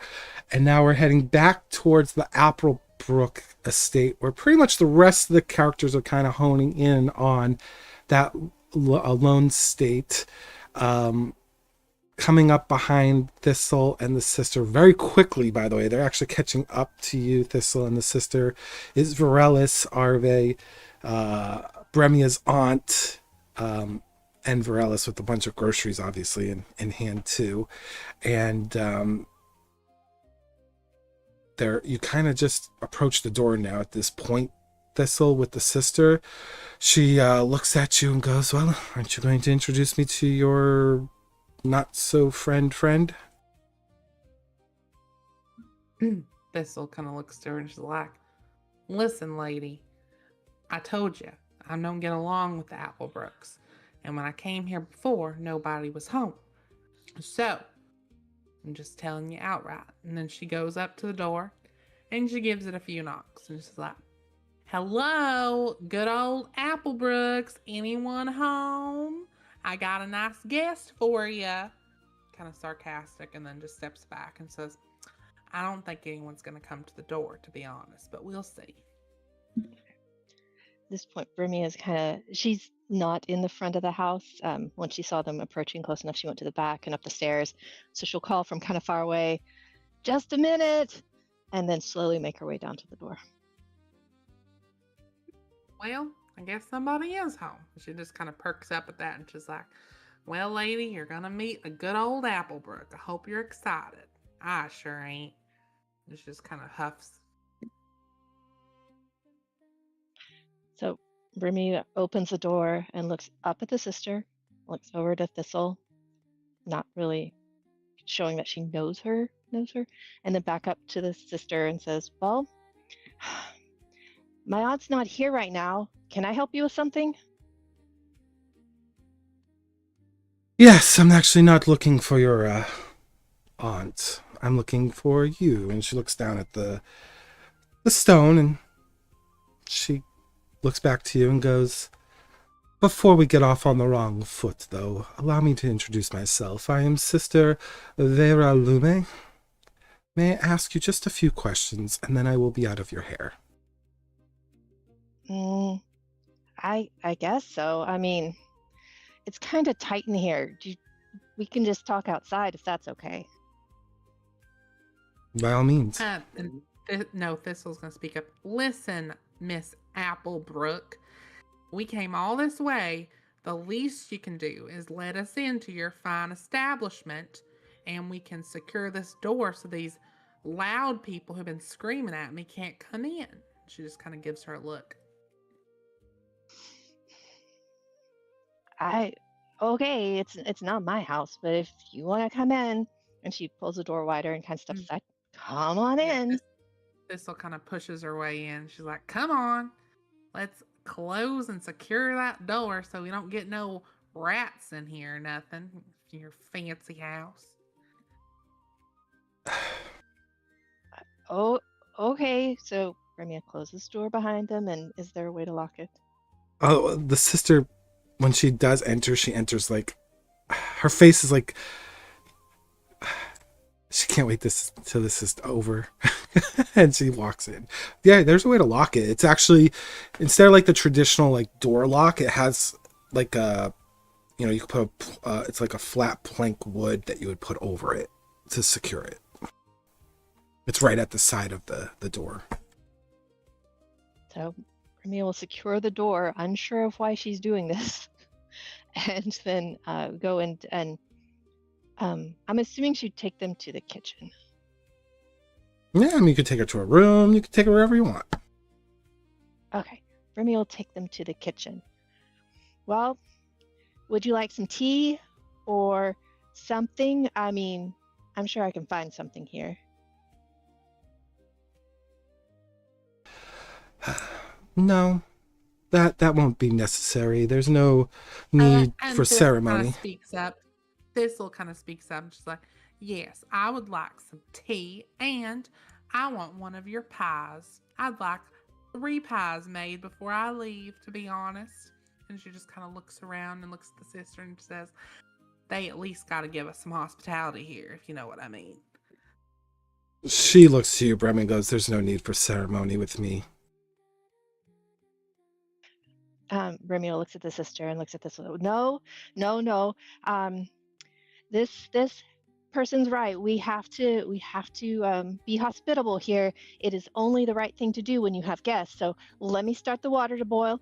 And we do have a pie if you'd like me to get in fact, no, I will get 2 pieces right away. Now we'll have to wait on the other pies because those aren't ready yet. I got them. They're not done. So just wait right here. And this kitchen, I imagine, has like a table in the middle and like sinks and things all around it. So it's not like she's going anywhere, but she's making it sound like they should wait here and she's going to go over there. And she starts boiling water. If it's that bitter pie that they served at the tavern, no thank you. Well, no, I insist. Your guests here, I will be serving you pie. I will be graciously declining it, however. I'm only here for a few questions, and then I will be out of your way. Oh, also, and then she kind of stops and she looks at the window and she sees her hawk outside. She's like, what's my bird doing outside? I'm gonna have to. Can I go get my bird? And she looks at the red sister. I have no idea where you get your energy from, but just sit. Let's get this over with, please. I have a lot of work to do. This show you're all putting on is, no offense, grinding at my stone. So can we please get on with this? Yeah, get on with it, lady. And she looks at Bremia. Mutters, we're not putting on a show here. We're just trying to be hospitable like we're supposed to be. I mean, come in a halfling's home and then just refuse their pie. What kind of person does that? While you guys are talking, I'll say Arve, Varelis, and your aunt do get to the door, and the aunt tries to open the door. She goes, well, by the blarmy, what the heck is going on? My door won't open. She starts knocking on it heavily. It's like, Bremia, let me in. This is your auntie. Bremia. Bremia, when she hears the aunt knocking, she's like, oh, and she leaves the water boiling. It's about to boil, so it's gonna, the whistle will go off, and she just leaves it, and she runs to the door before the sister can say anything, and unlocks it and lets her aunt in. Okay, she's like, Bremia, I don't know why you locked this door. You don't lock my door. It's my house. I'm so sorry, Auntie Shay. I'm so sorry. We have guests. I'm just making them tea. I'm trying to get them pie, but I don't know if they're going to. But I'm trying to get them pie. But I'm so sorry. I didn't even think that you were coming back and the door would be locked. And you said you're getting groceries. Do you need help bringing them in? I can go grab those groceries for you. No, thank you. And she motions outside. This fine gentleman and this interesting young woman have offered to help me, and I am good to my word. I will be paying this fine gentleman for his services, so I'm sure he would not like you to take his coin away from him. Bremia looks out the door, looks up at Varilla, says, Auntie, are you sure he's gonna fit in here? That's a good point. Sir, do you mind just sitting here and I'll have your young friend bring the groceries in? Not a problem. Let's take a seat. You're such a good man. And she takes out some coins from like a little pouch, and she gives you 3 handfuls of gold coins, and she goes, I appreciate your service, and because you're so big and, if I offer you maybe a few more handfuls, do you mind just staying here in case things go apple pie sour inside, if you catch my drift? Money to stay here? Okay. Just to guard. She looks to Bremia. She doesn't really catch the relationship obviously between you, Morellis and Bremia. I mean, why would she? And she's like, I have interests to protect, and well, you seem like a man that can protect. I'll pull out the scythe and start wiping it down with the cloth. Looking around.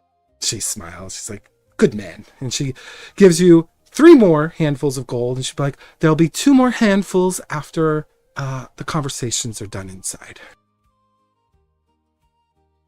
Roger. So that's 6 total you've got already. Arve will pick up the 2 of the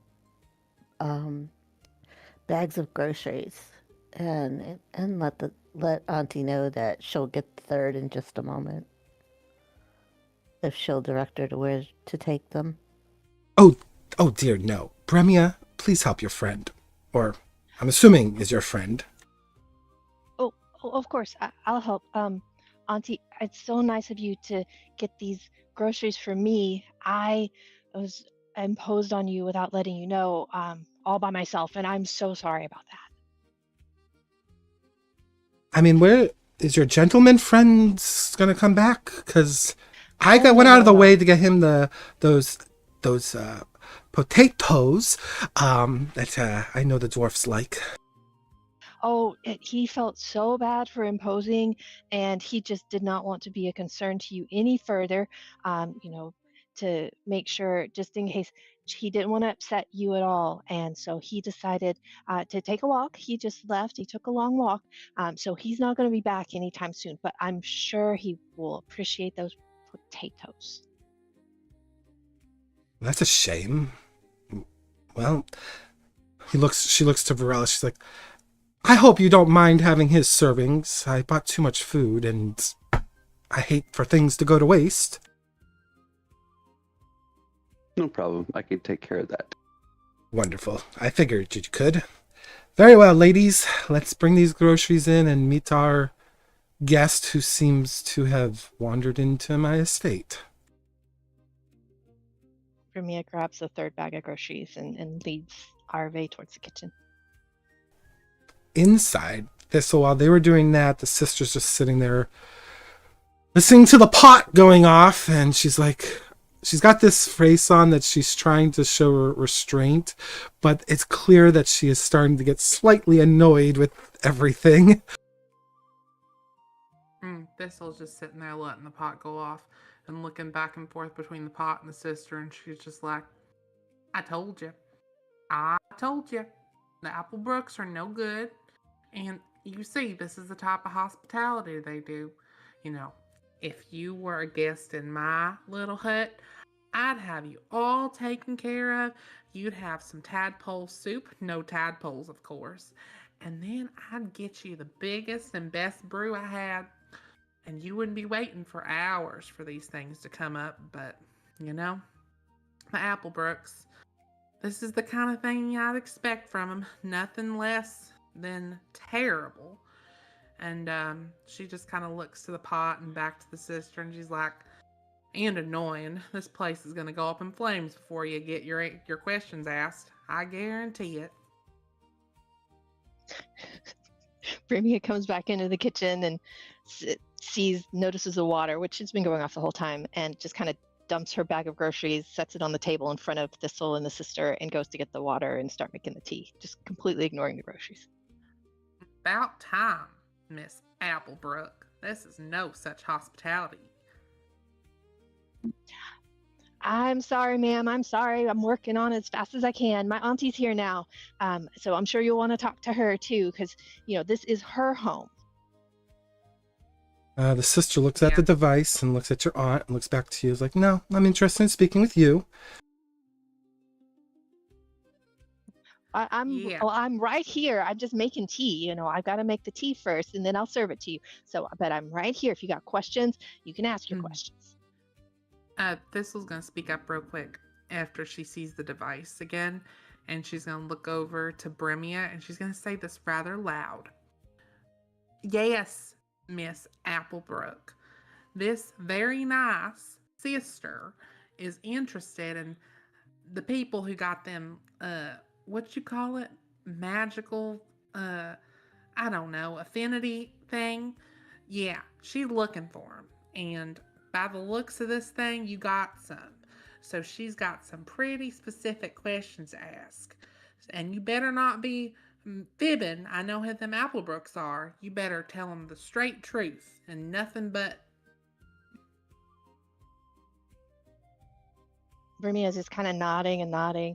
Yes, ma'am. Yes, ma'am. I understand. Tell the truth. Of course I'd tell. Why would I lie? I mean, I've got nothing to hide. She's making the tea. And on the Bible. The aunt goes, why don't you sit down with the nice lady Bremia, and I will take care of the kitchen. I would prefer our guests getting what they want and taking their departure as soon as they can.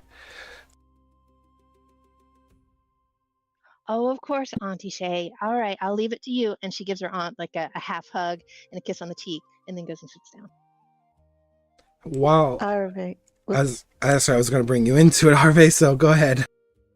Well, Arve's going to bring the other 2 bags of groceries in, and she's going to find a place on the countertop to place them, not on the table. And she smiles to the aunt. She says, I can help you if you like. The sister looks at you and goes, I remember you from the tavern. You can sit too. You actually saved me a trip. And Thistle looks at Arve, and she looks at her and she almost like shakes her head. She's like, oh, Shroomy, you always end up in all the best places. She just kind of says that a little bit sarcastically. Arve literally sticks her tongue out at Thistle. But then she looks to the aunt apologetically and goes to sit at the table.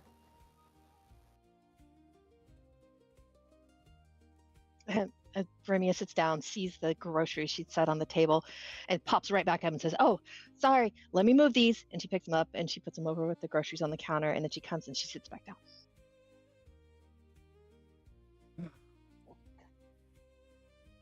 Geller inches his way closer with the bush. Are you going to inch closer to Vaeryndel outside? Who's kind of just sitting there, working on his scythe? Yeah. Every time he looks to see, like, in my direction, I stop. Vaeryndel, there's this bush that's slowly moving towards you. I will ruin your day. Pop my head out. Mm. At least Vaeryndel was with you longer, I think, than Thistle, so he probably recognizes this guys. But I'll leave that to Vaeryndel to see if he wants to remember your guys or not. Nope. Okay. Weird people get smacked. All right, well, They've got put on guard duty. Jesus Christ. he's far enough right now, but he is getting closer. Just a heads up, Vaeryndel. Inside, the sister goes, thank you. I appreciate you all settling down. This isn't some inquisition, I promise. I'm just in search of a friend. Someone of personal importance to me and my sisters. You probably all understand the value of such a loss. The concern that follows when their whereabouts are unknown. Oh, of course. You're missing a sister? That's terrible. Yes, contrary to some beliefs, we do have hearts. And while our work may be questionable to some, we do care for each other. And I am simply looking for one of ours that happened to travel due southeast of here. And while we were sitting in the tavern, she looks back at the device and she looks at least the 3 of you and she goes, you're at least 3 of the individuals that had entered our town, in whether it's coincidence or not, relatively together. And I'm just wondering, in your travels, have you seen a sister? We would like to know that she's safe, and if she's not, what happened? Well, I can't say I've seen a sister. I mean, besides you when you knocked on the door. Um, I can't say I've seen one. No. Can you maybe describe her to us? Maybe we saw her and didn't know. Yes, she was wearing a silver attire, very akin to mine, except silver. And she would have brought quite a bit of gear with her for some sort of expedition in the name of a credence that was formed within the halls of Celestra. She was just doing some research. She visited this town a few times to send letters and inquiries back our way, and we haven't received such in about almost a fortnight. And we're just wondering if anyone has heard from her or seen her, or perhaps can point us in the direction so we can at least put to ease our minds. She's, like I said, a very close friend to mine, and I'm asking as a personal inquiry rather than a more official one.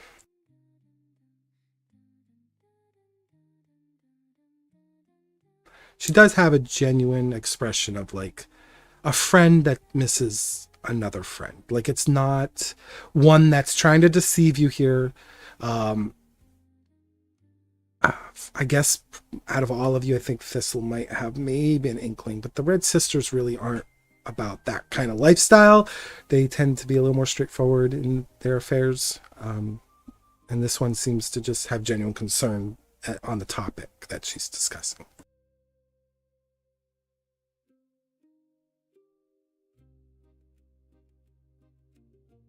I inch closer. How, in what range band are you as close to Varela's? At this point, maybe far. Okay, it's getting closer to you, Varela's little bush outside. Grab a little rock and flick it at it.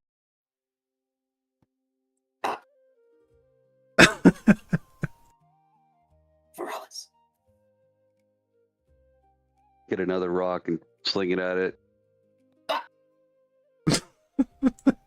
Stop it. Are you whispering? Because at far, you might, those whispers might not carry. I see he doesn't hear me. I start inching closer. You're just gonna get another rock in the dome. I'm gonna actually whip one real hard right at the top. Oh. I'm gonna, I guess, agility? Or Yep. finesse? I think it's agility for those type of weapons, yeah. If you hit him, it'll be 1 HP damage. Oh my god! Oh! Oh, he's now concussed. So it was 1 HP. But critical, I think, is like, so it'd be 2 damage. Oh my god. Mild concussion along with it. You want to use an armor Remove the slot? stress. Oh, what's that going I'm to not going to use an Lose armor. an armor slot. I'm not using an armor on this. do? What's the stress do for you, Varela? Say again. What are you doing with the stress? Oh, because of I took a stress the because crit. of the crit. Oh, okay. Yeah, I took it away. Bonks me on the head, and I just sort of fall out of the bush. Bonks you on the head and he gets the stress. No, I took it off. I took it away. Yeah, because of the critical. So, seeing the gnome fall out, I just look over and be like, state your name. The disguise goes away, and it's me. So, next time, maybe don't do that? I thought you would have recognized me. A bush and some weird gnome. Yeah, that's who I'm going to recognize. Shh. I get back in my bush. He just goes back to sitting and polishing the war site, doing random workouts and lifts. I try to get closer to the house, just to the side, being inconspicuous. Bremia, your aunt is moving towards the table now. As the sister asks that, she's like, well, I know my dear Bremia had nothing to do with this sister, but we did have a man enter our house that, I don't know, might raise some suspicions. Thistle's gonna speak up and she's like, yeah, I bet it did, you Applebrooks and you gentlemen callers you have at all hours of the day. Auntie, I told you, it's not like that. And I know it made you uncomfortable, so I told him that he'd have to stay somewhere else. Are you trying to hint towards her on something? I don't have a lot of hope for my aunt, but I'm trying to, yeah, just let's not talk about this sort of thing. I'll tell you what, I'll let you roll a charm roll for me, but the DC won't be terribly high because your aunt's more in protecting mode for you, and she doesn't really care about these other people in the house. I'd like to clarify, since I was taller than this guy, he essentially hit me right in the chest. Oh. Just to be clear, instead of the head.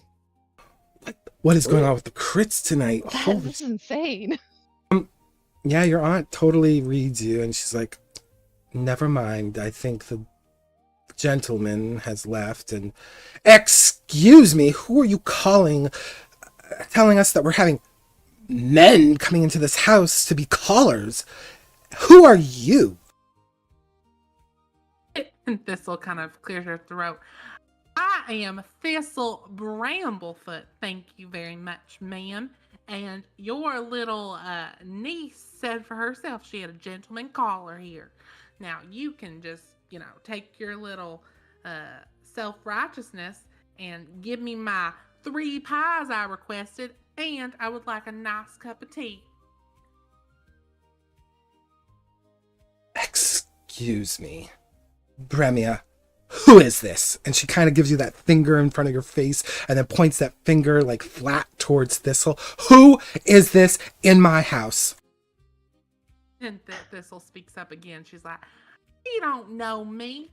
Just came with this very nice red lady because she had some questions, and clearly we came to the right place because you have a questionable taste.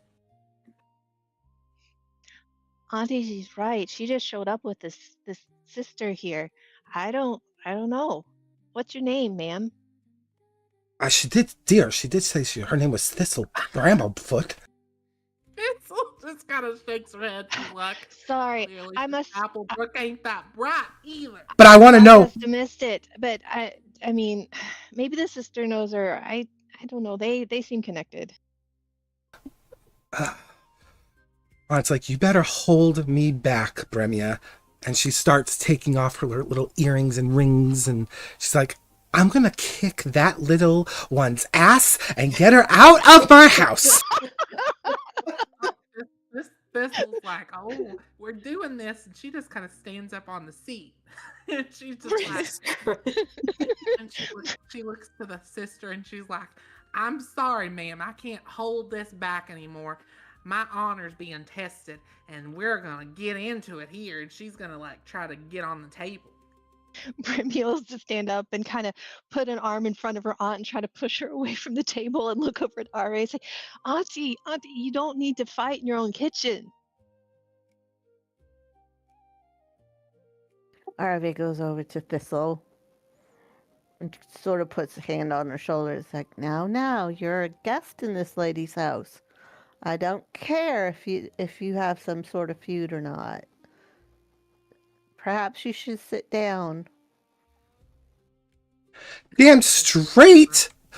Listen, your red hair would make an excellent bird's nest. The one that's nicking at my window out there, yeah, your hair would make an excellent bird's nest. However, I expect even a bird would request better accommodation. Get her out! Clearly, any accommodation's better than this big old gilded house of horror. She did not. Just say that, Bremia. Get her out. Ma'am, Miss Thistle, ma'am, you need to you need to go, okay? You've really upset my aunt, and this is her house. So I think you both just need to go now. We've had our discussion, and I don't have any more information. So it's better just to de-escalate and, just go on your way. It's here, the sister. You see her hand just on her throat, and she speaks, but her voice actually like booms through the house. It's like, enough!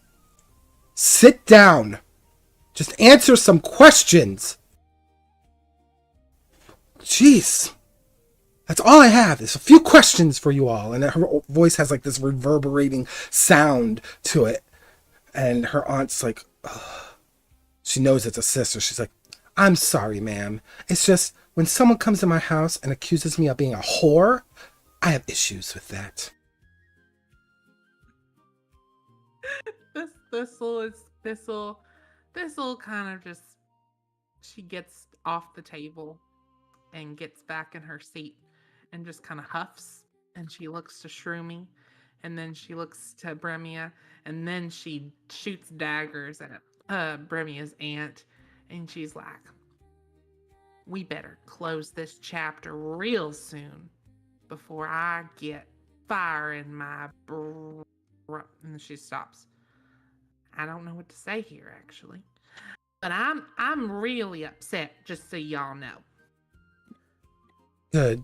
Be quiet, because that's the only fire you're ever going to get in your life. Primia takes her arm, when her aunt kind of calms down, she takes her arm, she starts brushing her arms and shoulders, like, you're okay. You're okay, Auntie. This is fine. And there's only 4 chairs, so I don't think her aunt can sit down. She puts her earrings back on. She puts her rings back on. She goes back to in the kitchen. Primia sits down after her aunt puts her jewelry back on. Harvey sits back down. Okay, listen all, and this is the sister speaking. I just need you to answer my question, please. This has been a very interesting visit, I must say. But I only have a simple question. This isn't something you need to dodge. You either saw my sister or you didn't.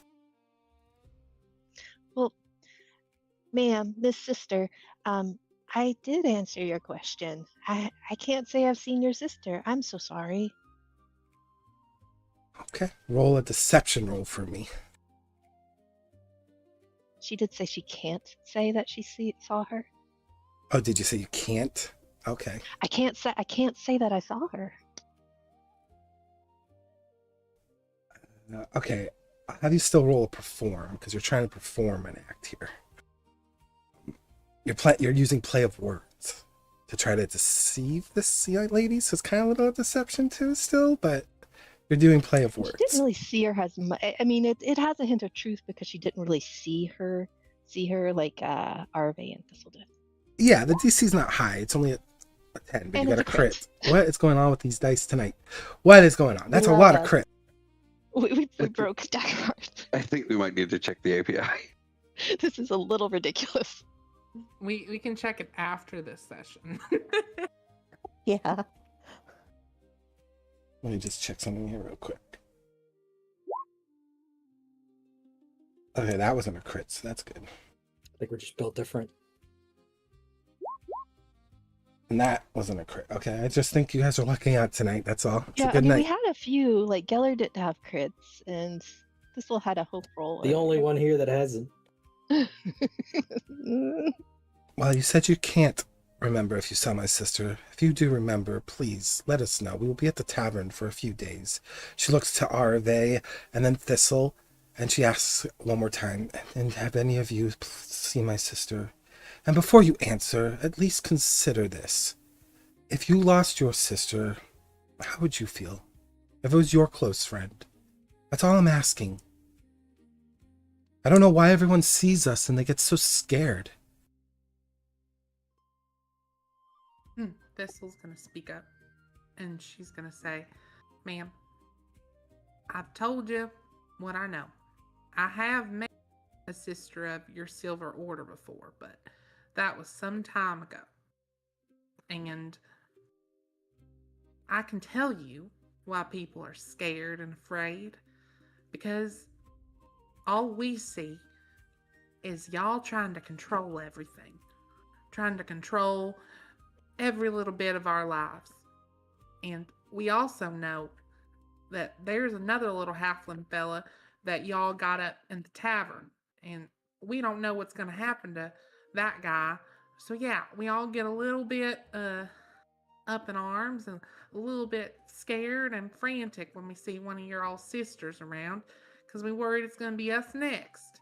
So that's why we get a little bit up in arms about stuff. But yeah, I've seen a silver sister before, but I can't say that I know what sister you're talking about. You got sisters everywhere, don't you? She looks to you and she says,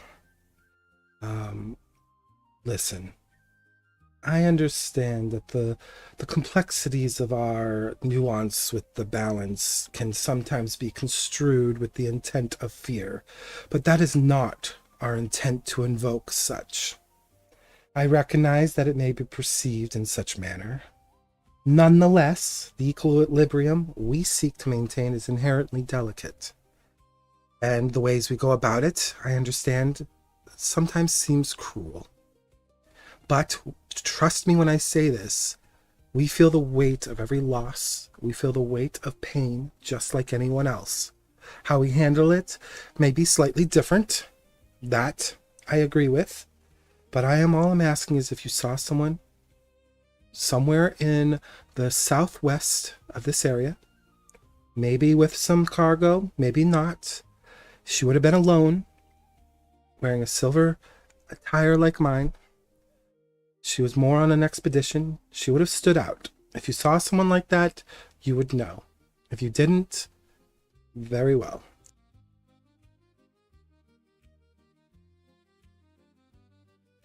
She looks to you, Arve, as like the last hope for her. She looks back and she's kind of in a quandary. She's trying to figure out why everybody's lying about this sister that they saw. And then she's like, well, do I tell her? Do I not? You know, is she going to think that I killed her? So, Arve, not having totally been connected to the whole group, by the sister, hopefully, she actually tells her the truth. She says that,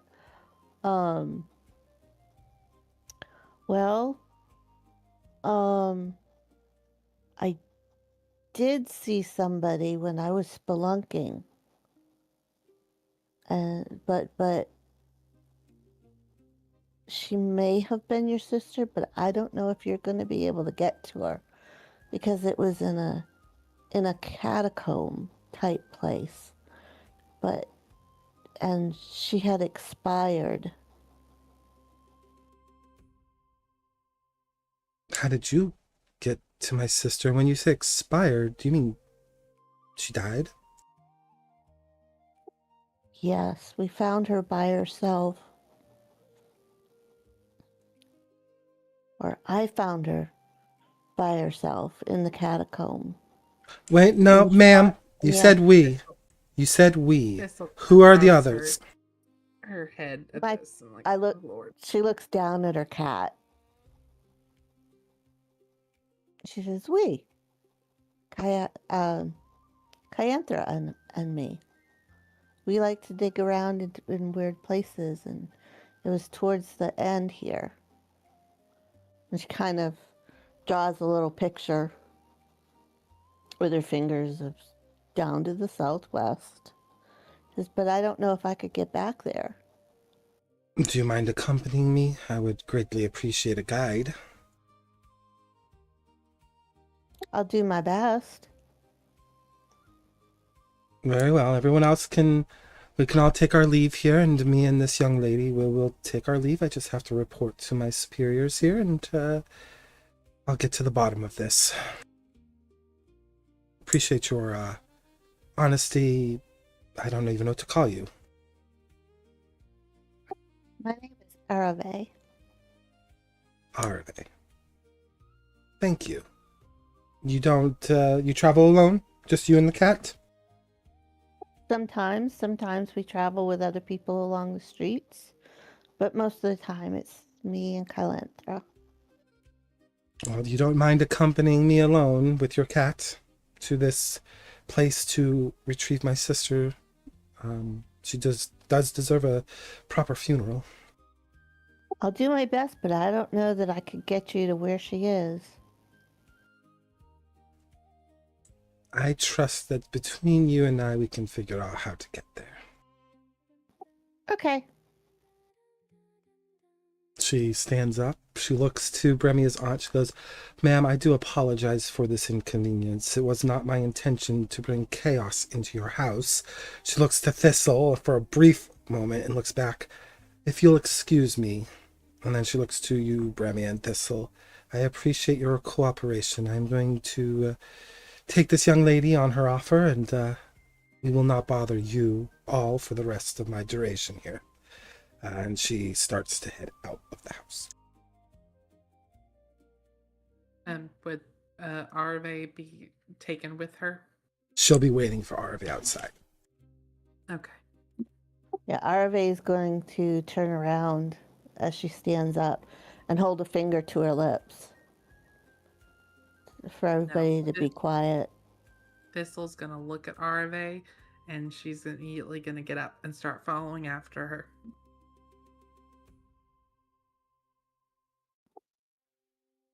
We're so cooked. Oh my god.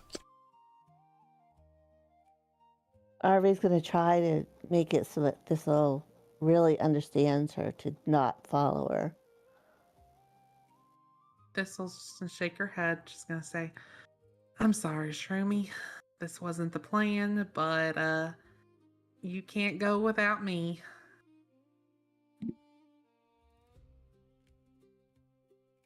What are you doing, Bremia? Yeah. Brumia stays at the table. She just kind of looks at Arve when she holds her finger to her lips and nods slightly, but she looks real confused. And she doesn't want to say anything because her aunt's still there, and they can't really speak freely. So she watches Arve and Thistle leave the kitchen. Yeah, and if you guys let me know when you're outside, because then Varellis and Geller will actually see you guys leaving the house, obviously. Still ducked in my bush. Oh, and I will say, Bremia, your aunt turns around and goes, "Oh, dear, do you mind giving this nice gentleman outside this?" And she offers you 2 handfuls of gold. I promised him that if he stood watch, he would get paid additionally for his services. Of course, Auntie. I'll take it right now. And Brumia walks out to the porch. Okay. All right, and Thistle, Arve, you guys leaving the house? Obviously, Yeah, Arve's got to duck a little bit to get out the door, get her mushroom cap out the door. She looks at Thistle appreciatively, but at the same time irritated because everybody had been pretty much stretching the truth, and Arve just wanted to get the sister away from her friends. Yep, and Thistle feels exactly the same way, just a different reason. I will say As this. they all exit, I'll stand up, just impose my height, and lean on the war scythe. Well, Arve is going to wave her hand and reach out to almost, well, I don't know how high she's going to hit, but, try to tap your elbow, I guess, if it's hanging down far enough. And she's going to say, "It's okay." And I'm going with the sister. It was nice to have met you in town. Indeed. The sister doesn't So, No Thistle's following you, by the way, because he's just assuming she's leaving. So, so when I see the sister walk out, I'm not going to do anything because I just realized this might give away my position. you sure? Yeah, I was going to try to use the glamour stone to like get her guys, but I feel like that's probably going to ping on her thing, so I'm not going to do that. Okay. She goes, well, Arbe, I appreciate you doing this for me. If you want, we don't have to go right away. We can take the evening, rest up, and go first thing in the morning. It is getting a little late. She looks towards the sky. I didn't realize just getting a simple question out there would have taken so long. Do you have a room? I would be more than happy to pay for your room and board for your honesty in this endeavor. Oh, I believe I have a room at the inn. Oh, good. Well, perhaps our rooms are near one another. Perhaps. We'll see. We'll have to see. But yeah, if you want to start at first light tomorrow, it might be better because it will provide. The walk there is a little treacherous at places, so it'll provide us the light that we're gonna need. She offers you an open hand, like a handshake almost. She's like, do you mind if we bind ourselves to our words today? Oh, I trust you. I have no reason to not trust you. Yes, but we just met, so please, if you will do me the honor of binding, that would be appreciative. Arve is a little concerned about the word binding. It's not painful, dear.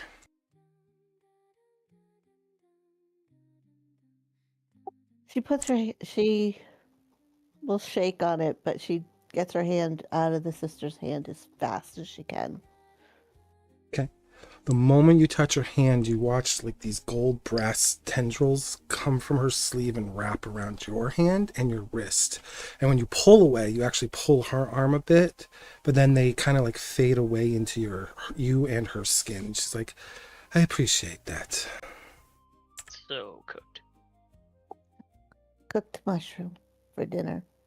It's just to keep us honest. We keep our word and nothing will happen. But if you don't, well, let's say if something happens to me, it'll happen to you and vice versa.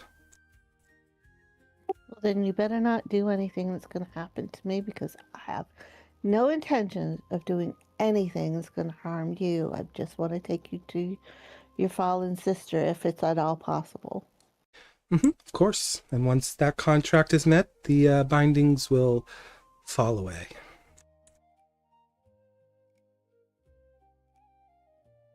And what if we can't reach her? Because I've told you. I will let the There is a bindings follow. possibility. I will not hold you to that. As long as you do everything you can, that's all I can ask. You have to understand my precautions with this. You and I will be traveling alone to a place very few will know we're going to. I just want to make sure I'm safe, and I want you to be aware that you should feel safe. So consider this a mutually beneficial contract. Well, I'm not used to such things, but I suppose in this case, it'll have to do.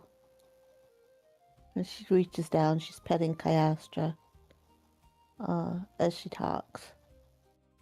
Well, then I'll see you first thing in the morning. Good night, Arbe. And she starts heading towards the tavern. Arve is going to stay outside for a little bit. She knows she stepped in it, but at the same time, she's a little hungry and she wants to taste one of these pies. And with Thistle in tow, it's like she looks to her.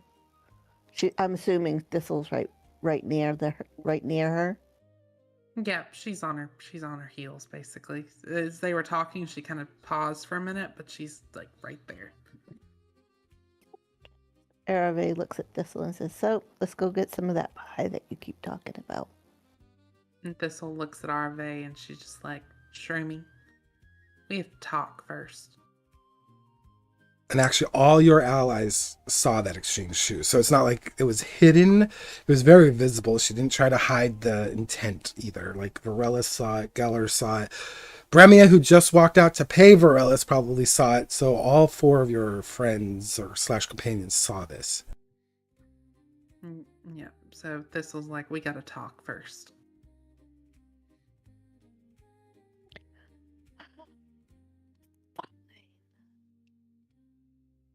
Go ahead. I know I'm in for it this time again.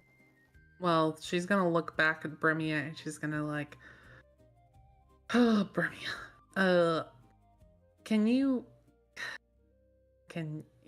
hide your aunt away? We need an area in that house we can talk. I don't know if we can talk out here without that sister lurking.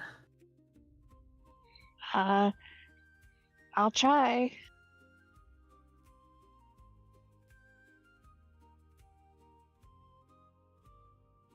Just a out of character question. Does the Applebrook, is it just a house or are there things around it? Like outbuildings or animals or farms or anything? So it's a huge estate. And it actually also has like a little servant's like hovel next to it. She hasn't actually hired a servant in years. So it's actually an empty building. And you know this building because there used to be an older gentleman and that used to take care of the estate with your aunt and uncle, especially during times when a lot of your family visited Brindlebrook to kind of like celebrate family and stuff. But she hasn't had a servant in quite some while, and that door is shut. And you could tell it's not occupied either because if you look at this little hovel, the windows have a small little bit of dust at the bottom, like on the other side of it, kind of just piled up. Okay. Can I walk over there to check the door to see if it's open? Mm-hmm. You go over there and you go to.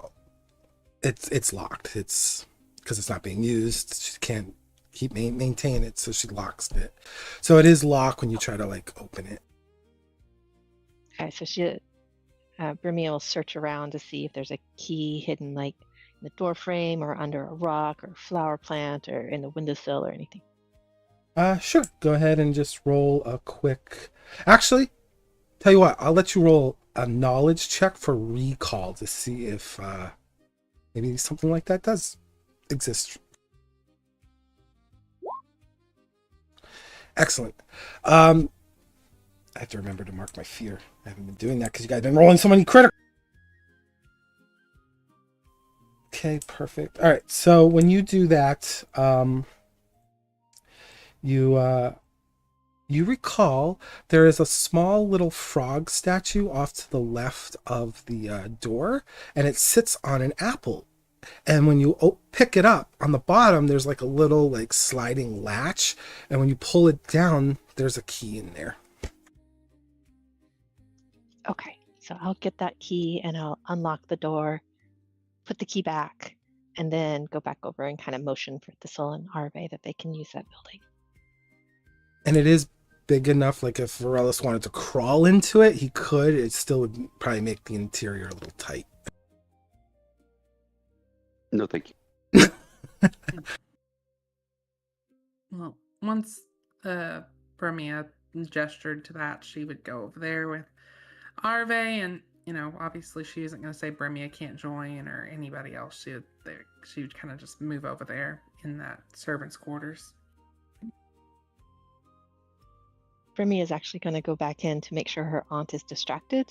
So it might be strange if everyone just disappears. So she'll go back to the kitchen and apologize to her aunt again. Yeah, I'll say your aunt will probably ask you to help her make a meal for Varellis because she's like, I completely forgot I was supposed to give him the supplies that we promised your other friend.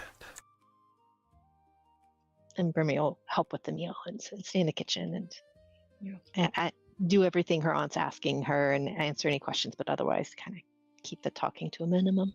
Okay. You keep her sufficiently busy. And Geller, what are you doing? Since I know Thistle and Arve are going to go into that little servant's quarter, and I know Bremia went into her aunt's house. What are you doing? And what are you doing, Varellis?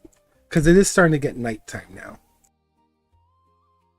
Yeah, they wanted to go over to the little outbuilding. I can sit next to it. It's got a window. Are you going to try to push the little window open so you can hear? Yeah, that'll work. Okay. It can be on the opposite side of everybody as well. Yeah, it pushes open pretty easily. You might have even broke the latch because, you're big. The window's small.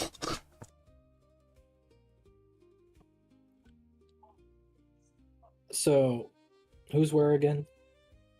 So Thistle, Arve are inside the servants' hovel. Varellis is just outside of it next to a window so they can at least listen in and maybe chime in. And then Bremia is with her aunt in the big estate. And the sister's gone. The sister is currently at the tavern, probably going to sleep for the night. All right, I'm going to go to the servants' quarters as well then. Okay.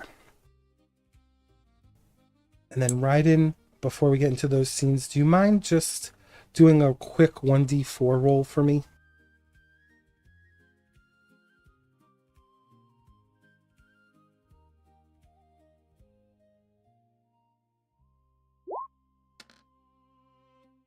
Awesome. Okay. Cool. I appreciate that. That'll help me get you into the next scene. I guess we can start with the servants' quarters since that seems to be like the bigger talking point. Go ahead, guys. I knock on the door. I think we'd have it open for a minute so everybody can come in. I walk in. And so, yeah, this will be in there, and Arve be in there, and then Geller comes through. And I think when Geller came through, Thistle would just shake her head, but she really wouldn't say anything to Geller right now.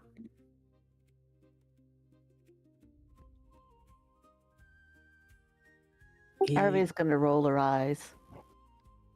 He's going to put a finger up for like just a sec, and he's going to try to, like, without using magic, discern if, like, Arve's been tapped in some way. Yeah, I guess just do a knowledge roll and see if you can. The higher you roll, the better or clearer the information I can give, I guess. Okay. I'm going to use a hope to add my soldier stuff. Okay.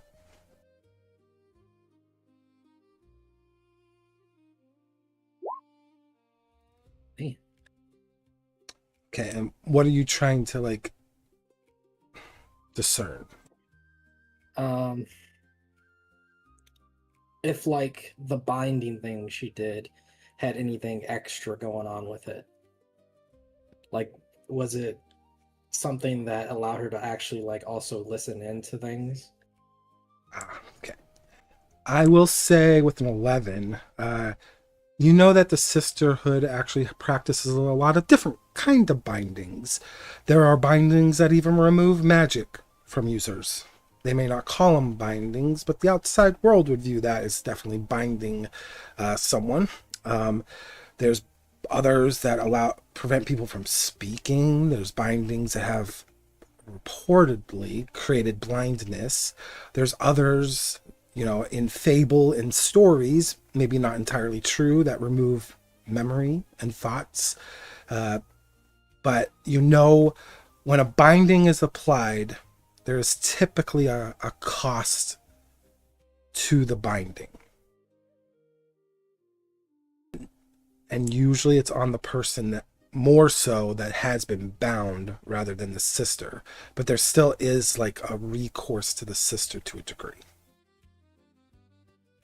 Okay. Do I know what those costs could be?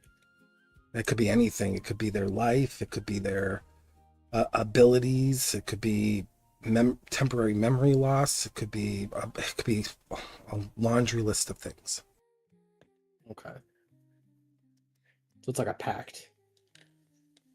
Yeah, more or less.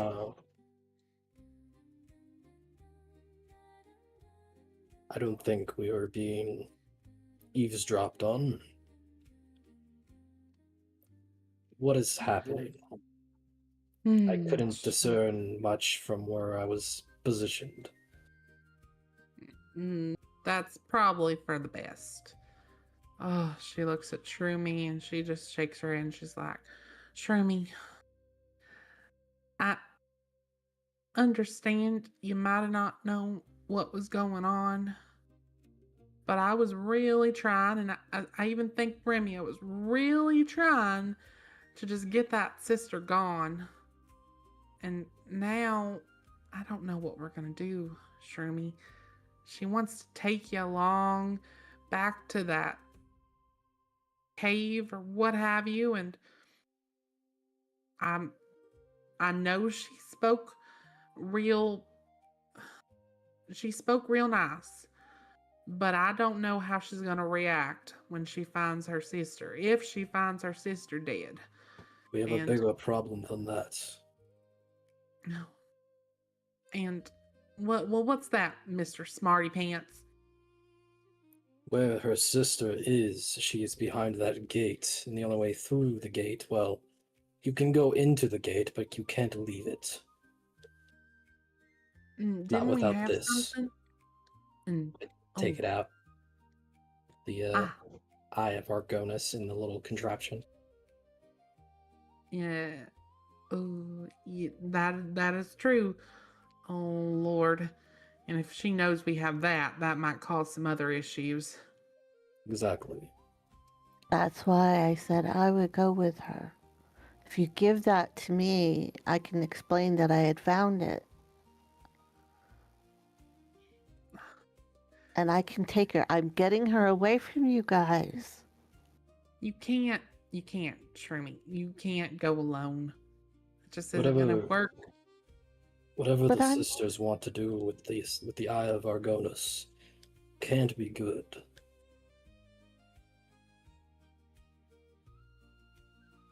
And Shroomy, you know how much I care about you. And you know I don't look at you different from nobody else. Nobody else at all. But when the sisters look at you, they see something they wanna control and experiment on, and I don't like any of that. And I cannot trust them. I cannot trust you to go alone with one of them. I'm real worried now. And I don't know what to do, but we gotta figure a way out of this. And now you've got this thing on you. I just don't know what to do. And she looks at Gela for a second. She's like, "You're smarter than me, I think. So what do we do? We got to get this off of her." And looks at like the brand on her. Is there any conventional way that I know of removing the binding? You could do a recall or comprehend roll for me.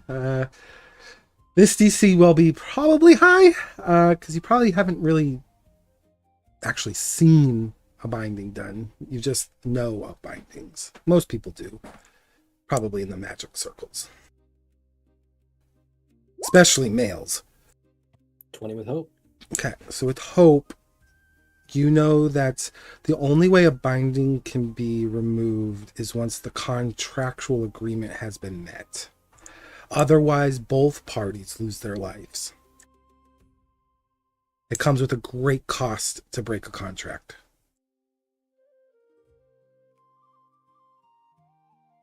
That's it. There is no other alternative.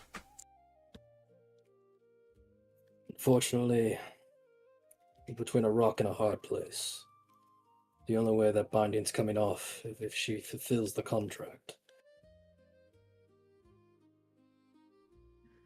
Oh, That's what I was afraid of. Well, Shroomy, we're gonna have to figure this out. Can't go alone. And she looks at Kyastra and looks at Arve, and she's like,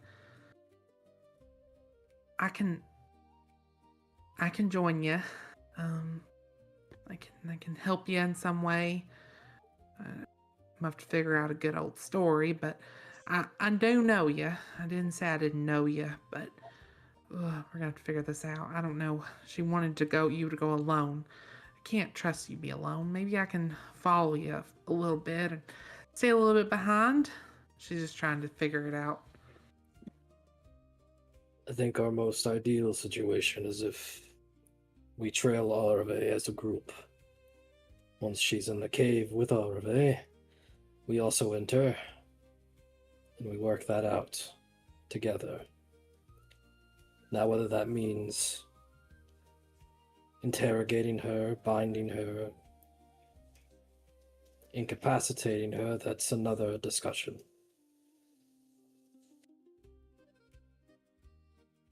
I can't imagine us taking on a red sister. Well, and she looks at Geller for a second, and just like, I guess we do have a renowned murderer with us, murderer of the sister. I guess you'd be better than most, but I'm not all about that, and this is a lot. There's a bit of guilt on his face as he does his sort of habit of brushing his chest off.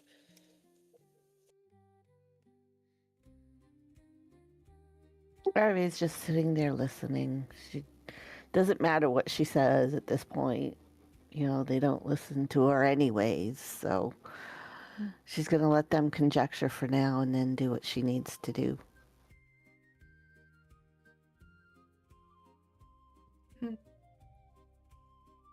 Do you think it's a good idea to give them the Eye of Argonus, Arve?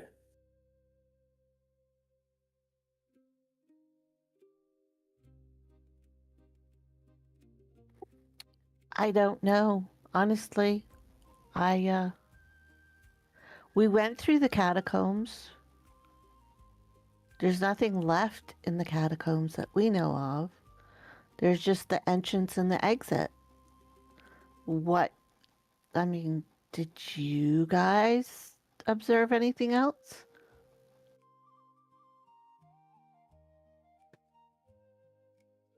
Not sure what you're asking. Anything else as in something they can use or anything of importance? Anything of importance as far as the eye is concerned. I mean, it activated the archways, and that's about all, right? It seems to be a key for these ancient technologies that this civilization had built. It's likely that this can be used to open other locations than just that one. Not only that, but it may have properties that we don't fully understand yet.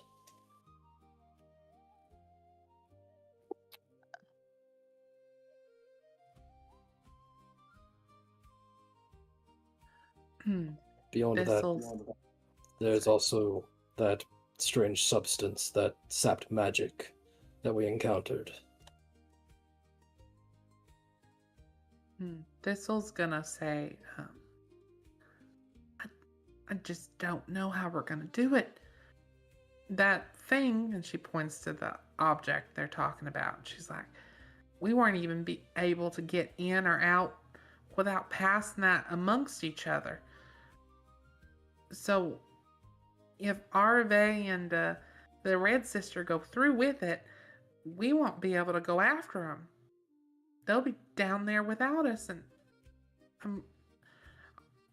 she just kind of is lost for words. Sorry. That's a misunderstanding. You can go in to the location, but you can't get out of it.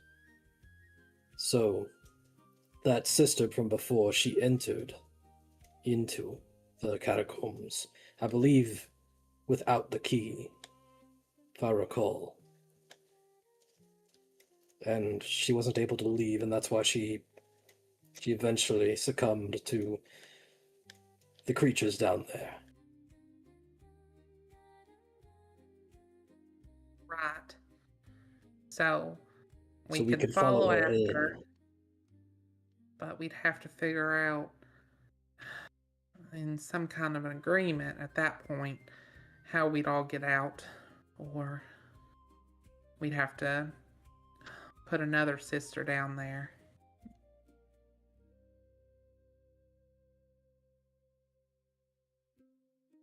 Without this orb in her hands, we essentially would have her hostage down there.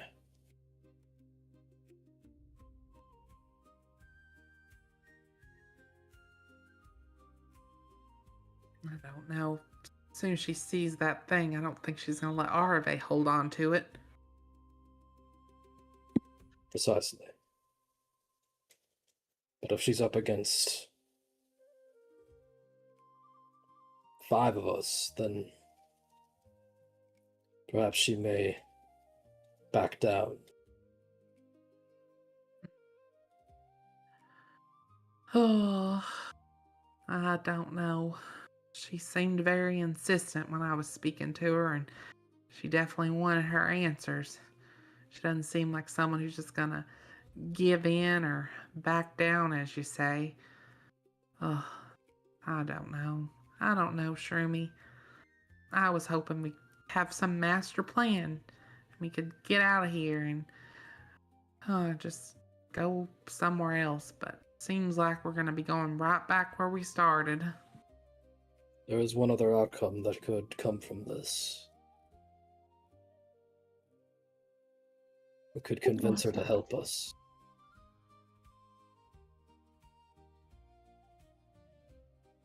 She has no reason not to. Well, that's not true, Shroomy. Myself and Bremia, I mean, a little all of us have all lied to her. Maybe not to the same extent, but we've not given her much reason to trust us other than you saying what you've said. But yeah, and as soon as she sees Geller, it's all over. As soon as he's in range of her little doohickey and the thing that detects whatever it detects, he's a goner. I'm sorry, man. She just looks at it and shakes her head at Geller. You could be right. She may even recognize me as I've killed one of her kind before. All the more reason for me to take responsibility for my actions and my decision to tell her the truth. And y'all just take care of yourselves and each other. If I don't have the eye, I can't go all the way in, and neither can she, but I can tell her. Maybe she won't. Sherman. You can go in. That's what Geller's saying. You'll be able to go in, but you'll be trapped inside. And so would she. Are you suggesting we sacrifice you? Well, it's not exactly what I was thinking, but if it needs be, and I'm the one that told her the truth. Okay, so at this point, I think Thistle's gonna look at Shroomy, and then she's gonna look at Geller, and she's just gonna say, I'm not gonna risk my friend, but we might. She's like, maybe, and this is gonna be wild of me, maybe we can do a little bit of a magic or artsy stuff on her. And looks at Geller and is like, do you still have that doohickey that changes how you look? I do.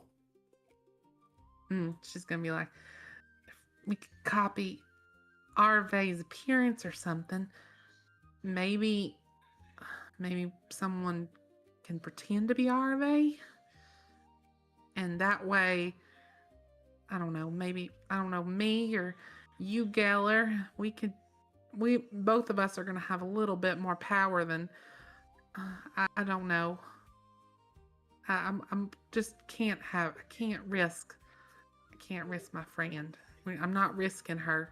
She's not going to be sacrificed. None of that. That's not going to happen, RV. You're not going to be sacrificed. I'm not going to let it happen, no matter what anybody says. Fine, then I'll tell you what we do. Give me the eye, let me go in with her, take her in, and take her out. And then the rest of y'all can wait on the outside, and we'll deal with her then. Shroomy, you're starting to sound just like me. And she just kind of chuckles. I know, it happens, especially when I'm stressed.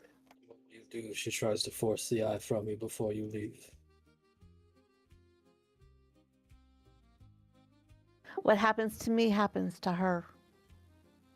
She leaves without... Not if you find that body. Oh, I didn't think of that.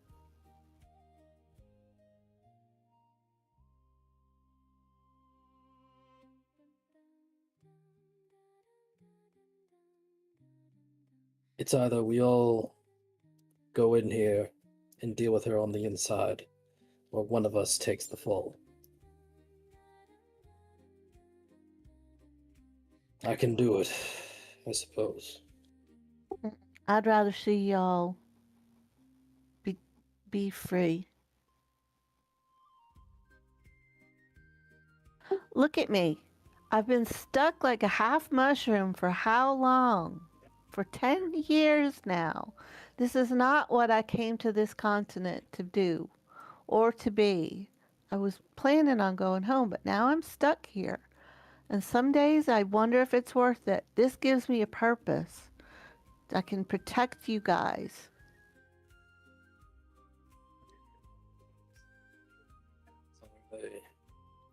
There's a future for you yet.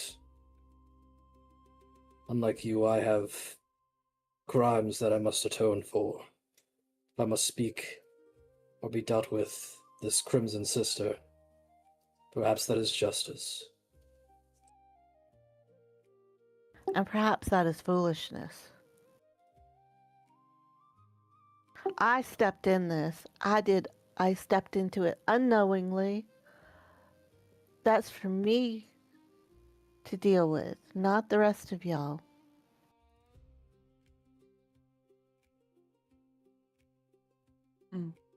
Thistle's just sitting there quietly. She's not going to say anything right now. She just doesn't know what to say.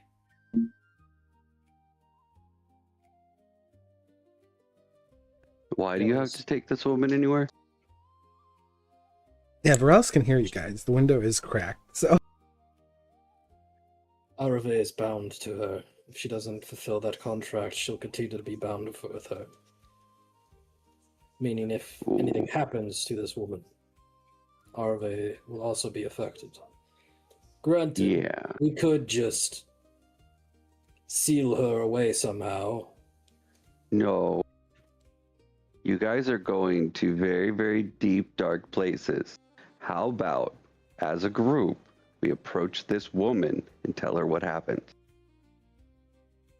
That's what got me in the trouble. I told her the truth that we saw her sister.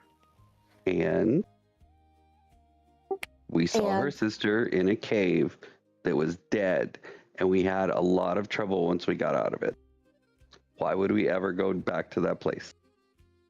She asked me to go back with her, and I said I would. And then she asked me to shake on it, and I did, and she bound me to her. So this is on me. No. So you did make a mistake, that's understood, but sacrificing yourself is not a good way to end this.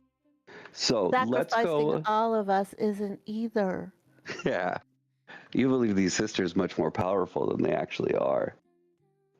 You don't fear the people. Take care of the situation. GM. Yeah. Can I make a knowledge or recall check to sort of gauge the level of power a single Crimson Sister has? Yeah, it'll be more like yeah, let's see what you roll, and then I'll go with that. Okay. I'm gonna add my soldier experience. You absolutely can.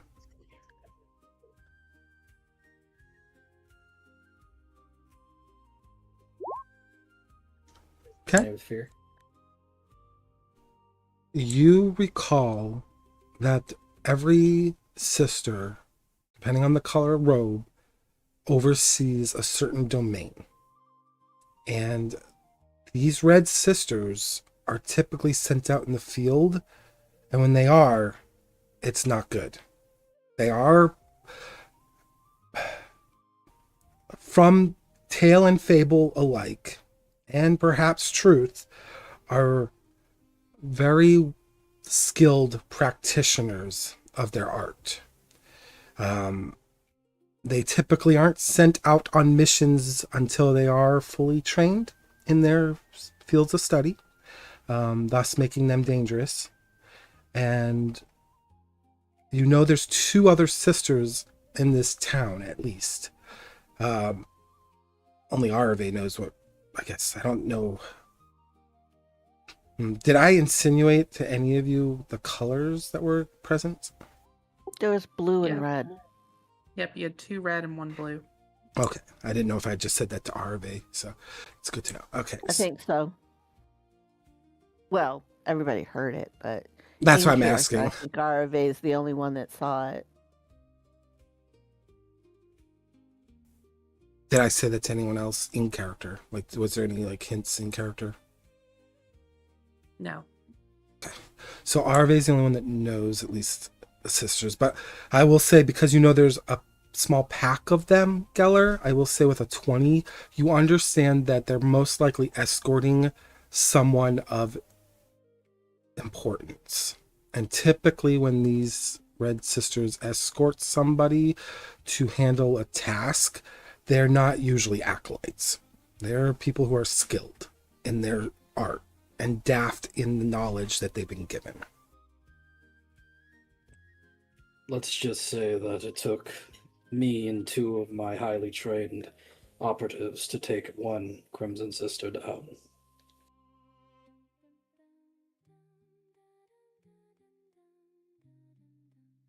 There's good reason to fear this woman.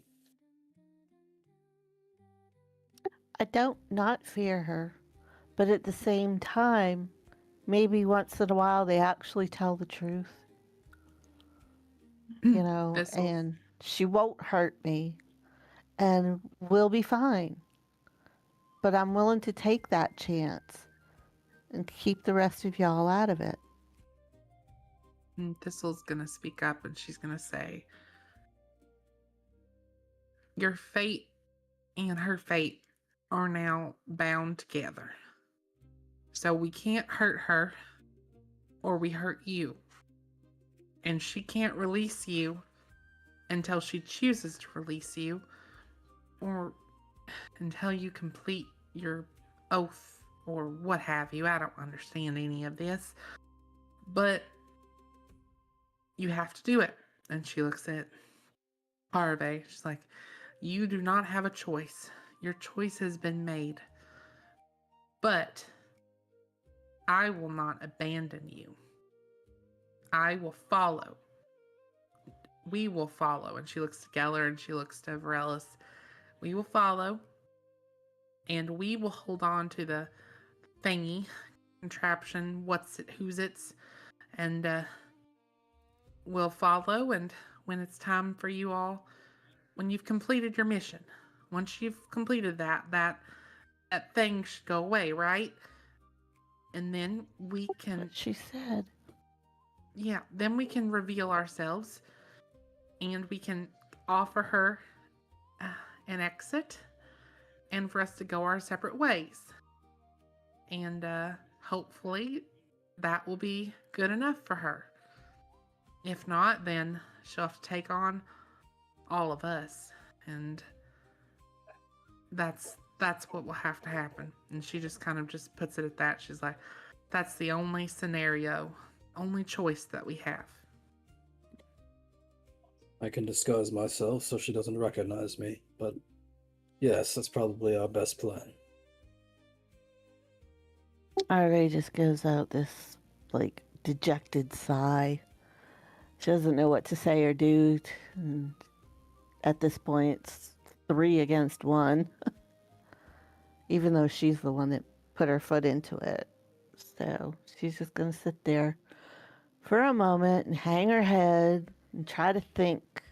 Hang her head in such a way that nobody can see her face. See the consternation and the anger and the sadness. Sarave, do you wish to die? No, I don't wish to die, but if it's me or all of us, I'm the one that put my foot in it. I'm the one that needs to take the responsibility. Y'all were the girls were trying to fib their way through it with the sister. I just told her the truth, that I saw her sister dead. I did leave out the fact that y'all were with me, so it was just me and my cat.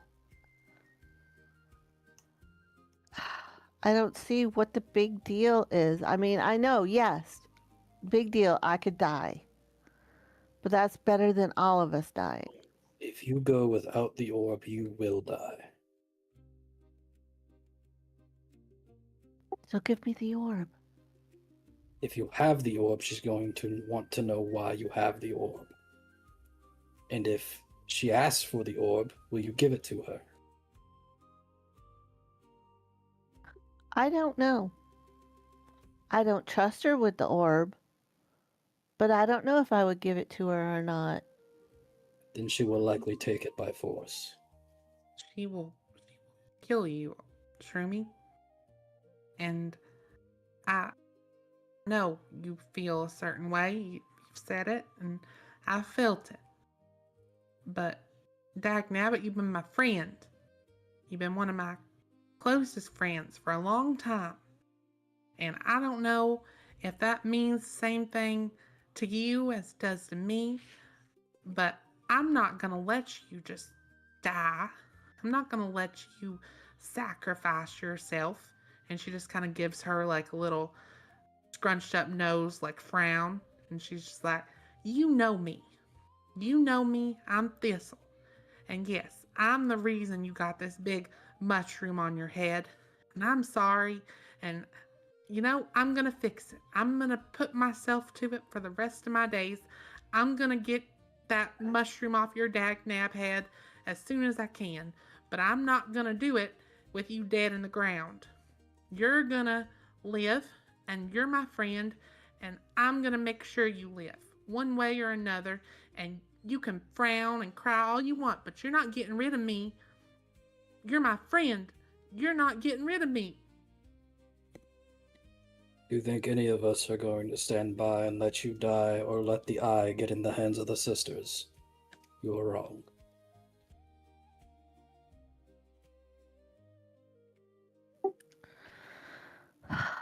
She reaches out and grabs Thistle and gives her a hug.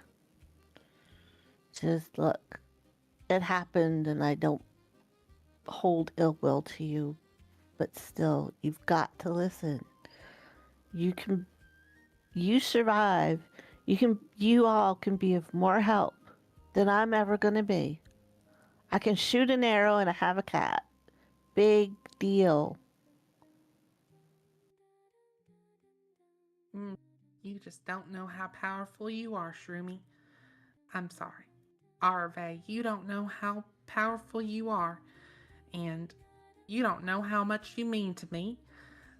I don't know if I'll survive without you. And that's the truth. I'm telling the truth. And so, Tamara, you're gonna go with that red sister, and me, and Geller, and Varelis, and Brimia, and maybe maybe even Prince Charming to come around. We're gonna follow. We'll be quiet and such, but we'll be following and keeping an eye. And when the time is right, we'll reveal ourselves. And hopefully we all get out with no scratches or bumps or any sickness.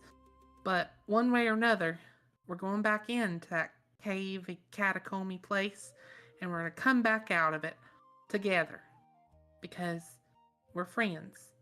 And I know you care about us, but we all care about you. And so we're going to do this together.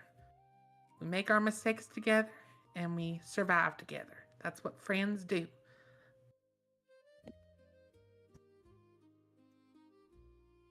How does that sit with you, Varellus?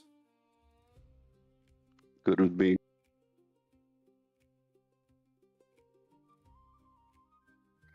Then I suggest that I go with the sister. I go in, and y'all will have the eye, and y'all will be responsible for getting us out of there. I nod. And we will get out there. We will all get out of there. And I'm not worried about it because we'll do it. We got put our heads together and we'll figure it out. And yeah, that's what we'll do. Best case scenario, we go our way, they go theirs. Yep. And that's what it will be, and that's what we will do. Is there a way of concealing the eye so that she won't necessarily know that we have it? There isn't, is there? Because we have to pass it to one another. The gate will physically react to the eye. So she, as smart as she is, will likely deduce something.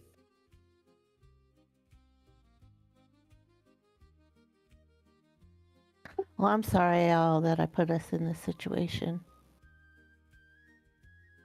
You only had our best interest at heart. I can't fault you for that.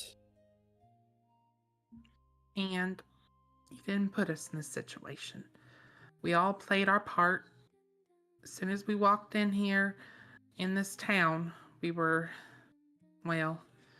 all stood out for our own reasons. And something was bound to happen. Whether we lied or, told the truth, it didn't matter. It was going to happen. It's going to happen. So it's not just on you. We all played a part, and we're all going to play a part in getting out of this together. Like I said, gotta look toward the bright side. We're going to get out of this, and we're going to have a big old party. Yeah. We'll go to my place in the Quag, and we'll have a grand old feast. And I'll have Tadpole there, and it'll just be a lot of fun. I promise y'all once we get out of this. Isn't Tadpole soup anyway? Well, Tadpole soup, and without Tadpole's my frog friend, and, well, I can't cook them. Not again, at least. I tilt my head at that. Thistle actually grimaces when she says that because she knows it, that was a big controversy. He thought he was taking a hot tub bath and almost got cooked. Yeah. Saying Thistle invented the saying. Well, and she looks at Shroomy, she's like, that might be a bit of a reason why Shroomy's mushroom's so big. All right, I'll let you guys wrap up because I'm going to move to riding here. So is there any final things? Now Arave's just going to sit there kind of dejected and giving in to the fact that they're going to be joining further behind. I think we can just say that we're settling in, getting ready for tomorrow. Yeah, that sounds about fair. Except for Rellis. Rellis, you going to try to squeeze in there to rest, or are you going to go behind that armory to sleep? I don't know. It's fine. What's the temperature outside? It's probably about 56 Fahrenheit. Little cool. It's not too bad. I'll sleep where I am, and then if I need, I can head to the barn. Okay. Arve's going to dismiss herself from the others and head to the tavern to cause less suspicion and sleep in the inn room she had there. But before she does, there's one tidbit. She's stepping out the door and she says, "You know that there are other sisters in the town, right? They're holding what's his name? But there was one that wasn't red. She wore blue. I don't know what that means. But just so y'all know, it's not just that one sister we might be up against." Do I know what that means? Well, you could do a recall roll and see.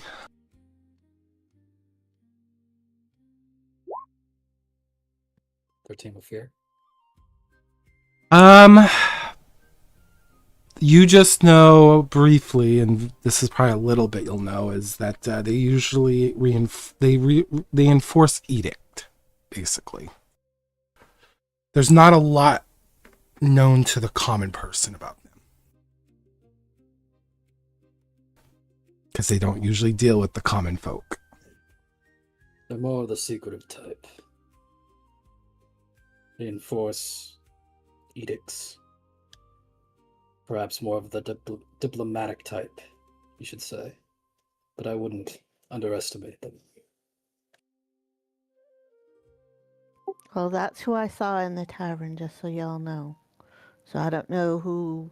So make sure that you stay hidden or away or whatever, because I don't know who I'm going to be meeting in the morning. Whether it's just that one sister or all of them.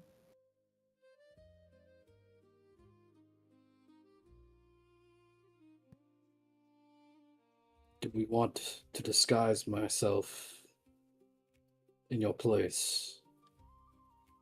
Just to be safe, or no? Nope, I got into it. I've got to at least try to take care of it as much as I can myself. Very well. See you in the morning.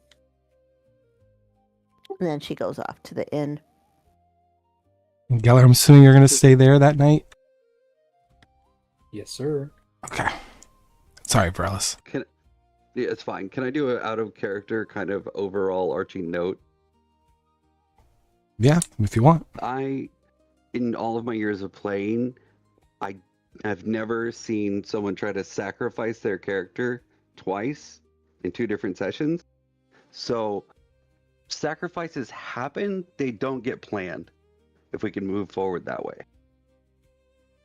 Yeah, I promise I don't plan this. I literally stepped in it with Arave. Nothing was planned. It's just it might be a subconscious thing. So just, if anybody they're like, I'm going to sacrifice myself, please don't. Just for the story, it'll make it sad.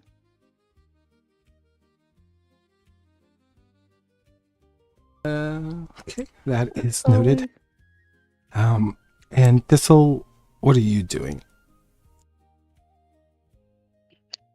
I think Thistle is just, trying to be there with her friend, but I also think she just feels a little weird. I think some of the conversation with Arve felt like there's a disconnect between them, and she was trying to reaffirm their relationship, but she isn't sure if she didn't feel very good, but she's just kind of there trying to be supportive. Gotcha. It's felt one-sided, right? That's what it felt. Yeah. That's fair. All right. So I will do the soft transition now to Ryden, who's actually now finally coming up upon Brindlebrook at pretty late in the evening. There's torches that are lit to kind of light up the Brindlebrook in a softer light. The sky is clear, so you can see the stars pretty well.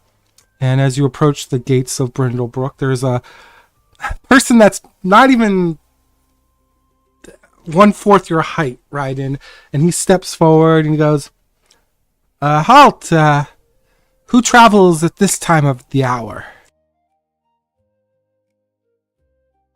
Kind of looks down at him and goes, my name is Raiden Winnick. He raises the torch closer to you and he sees the symbol on your chest. He goes, oh, a throne's guard. What brings you here to Brindlebrook? Looking for some companions of mine. Oh, well, you honor us with your visit, sir. Are you here because of the sisters? Have you been assigned to them?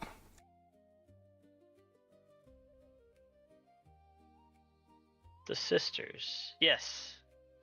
Yes. Oh, would you like me to guide you to them? I think, well, they might be asleep, but I can at least show you where they are. Yeah, I by all means don't want to disturb them, but if you would lead me to, or at least show me where they are, and then maybe in the morning I'll make contact. Of course. Hey, Padlock, you got this? The other guard goes, yes, I got this. All right. Let's go, Mr. Throne's guard. Mr. Raiden, was it? Yes, this way. And he kind of pads along in front of you. And as you're kind of moving forward through the town, it's very quiet, very hushed. It's a small town. It's not very big. I mean, the mounds can be big enough where it's hard sometimes to look over them. But as you're getting near the tavern, he goes, yeah, they're right in there. It looks like the lights are off in the tavern, so I bet you everyone's asleep. But if you need a room, I can certainly wake someone up to get you one. Nope, no, that'll be fine. You've been great help, thank you. All right, well, I don't think you're going to get lost here in Brindlebrook, but if you need directions, you know where to find me. And he says, good luck, Mr. Throne's guardman, sir. Yeah. And he plods away back to the Brindlebrook gate. The only house light that actually on is in this town is actually the Applebrooks Manor. There's a little silhouette at one of the windows. Obviously, you don't know that's the Applebrooks Manor, but that's the only light that seems to be on currently. Well. It's about midnight now. Yeah, I think he'll try to find somewhere to kind of wait, or I guess kind of camp out until daylight, and then try to find his companions at first light. Yeah, why don't you roll a 1d100 for me? If it's 50 or below, you'll find at least one of them in the evening. If it's 50 or higher, it's probably because it's too dark. You probably don't even notice the individual that's still outside. Okay, yeah. And actually, Thistle, where did you end up putting your head down for the night? That's also important to know. She probably would have. Slept in the servants' quarters, to be honest. Okay, yeah. There's 2 rooms in there, so you and Geller probably have your own little separate rooms. They're not very big rooms. They're not like the Applebrook Manor rooms, but they're comfortable enough. And Raiden, when you walk around town, just trying to find a spot where you can crash, you notice Vaeryndel. I mean, he's a big guy, and he is outside sleeping next to one of these like hill homes, and it's not actually too far from the house that actually has the light on. It's just at a part of this hill structure that has no lights, and he's sound asleep right in front of this little hilltop. Fantastic. I will camp up right next to him because we're buddies like that. Ask for detail. You're not like cuddling up or anything. You're like just No. Okay. Just there's space between. Okay. I will say, Vaeryndel, I'll ask just as a general, like, kind of out of character note from you. Is Vaeryndel a heavy sleeper or is he a light sleeper? Depends on how much he had to drink, but he said none, so very light. Okay. So I will say that you do hear, because Raiden has armor on, you do hear like the sound of like metal and stuff kind of settling next to you as it kind of plops into position. That's fine. I'll open my eyes, look over, and just see it's him and go right back to sleep. Not even care. Two bros sleeping next to each other. That just kind of checks. I'll say 5 feet apart. we'll go to Bremia here then real quick. Bremia, you and your aunt, you're trying to sleep, I'll say, but your aunt is just pacing back and forth in the house. She is mumbling something fierce to herself. I probably would have came back in and explained everything to Bremia.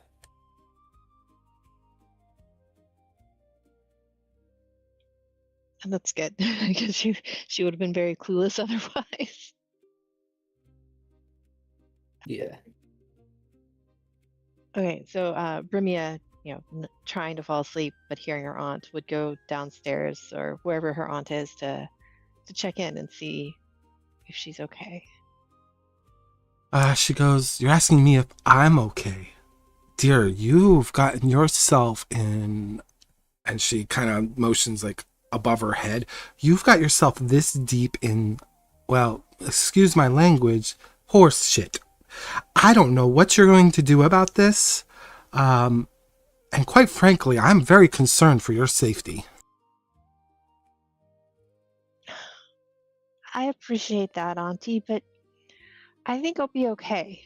Things just kind of tend to work out, This is, a younger person doesn't believe that they can ever, have things go really bad yet. Dear, as worldly as you are, and you did try to force your worldly perspectives on me earlier, which I'm still a little annoyed by, you are not quite as worldly as you think. Not everything works out the way you hope it'll work out. You are not infallible. You are not without risk or harm. And yes, I don't want to be the next person that has to be mourning another of our Applebrooks because they decided to go on a daring adventure and succumb to fate that they did not expect to meet. Who are you talking about, Auntie? You, my dear. You're with... You said another Applebrook. Who are you talking about? Well, your father's brother. My brother.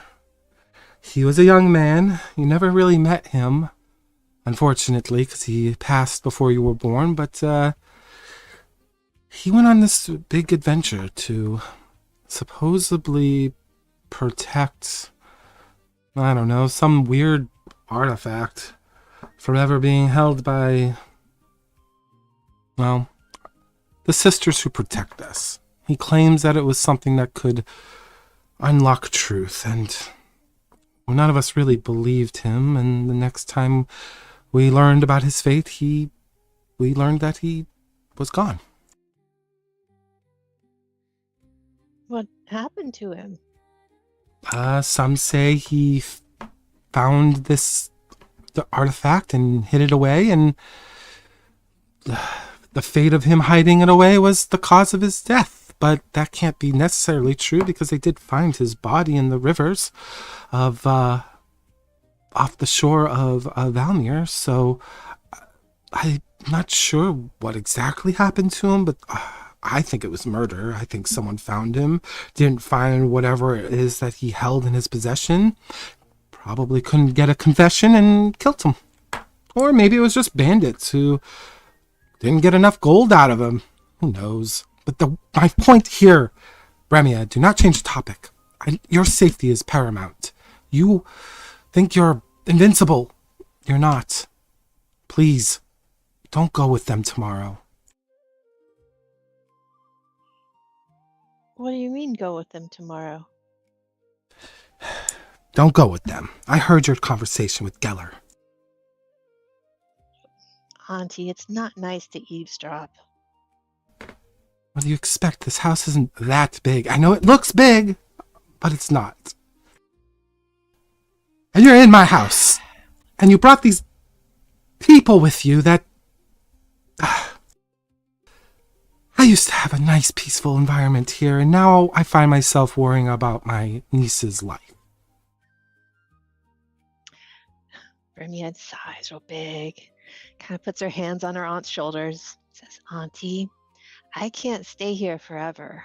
I don't want you to worry about me, but I will need to leave tomorrow, and I will not bring any more of the outside world to your house again. I promise. That was a lot to ask of you, and I am sorry. Dear, I hope you don't take this offensively, but if you leave with them tomorrow, I will find myself forced to tell the sisters of that male friend you brought. That isn't a threat. That is me trying to protect family.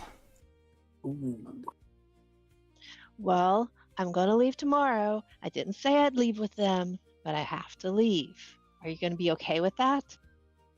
I think I will be okay if you stay with me for a whole day and then leave. I don't trust you right now, my friend, my dear niece.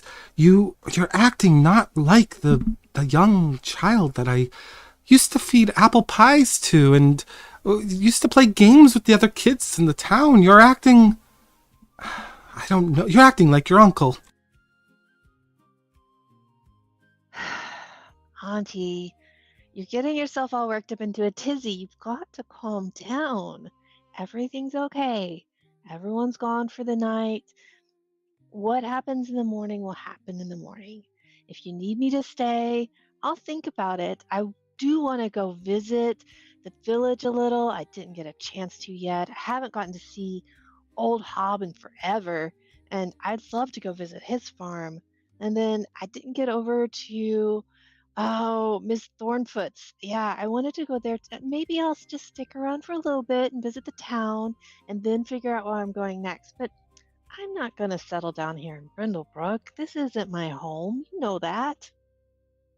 Fine, then we'll compromise. I will go to with these places, and I will make sure to keep you away from those people, especially that Thistle. Jeez. Thistle. I don't even know how you became friends with that thing. Jeez, calling me a whore in my own house. What she said was not nice. It was very wrong of her to say those things. I agree. I am so sorry that she came into your house and said those things to you. That was just wrong. And this mushroom girl, you know her too, I'm assuming this isn't... This is me connecting dots here, Bremia. I'm assuming you know this girl.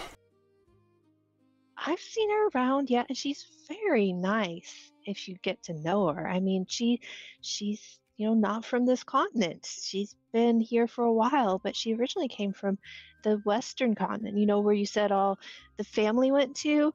So, I mean, I think if you got to know her, you'd like her just fine. I'm worried for you, Bremia. So tomorrow you and I will have our special auntie and niece day, and your companions can do their business. Let them go. Please. I don't want to lose you. Auntie, it's okay. Just get some sleep. We'll wake up in the morning and we'll figure everything out. It'll be fine. Go ahead, roll. I'm gonna have you roll something just to see if you can catch her expression here, but roll an instincts roll for me real quick.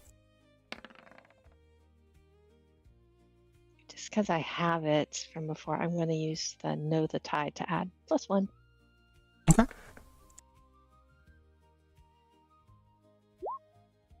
Okay. You get the sense that the next words that are coming out of your aunt's mouth are not entirely true. And she goes, fine, I'll go to sleep. And I'll let you do what you need to do. Like there's something she's hinting like she might act. There's like that tone of like she's trying to hide the fact that she's giving in to you.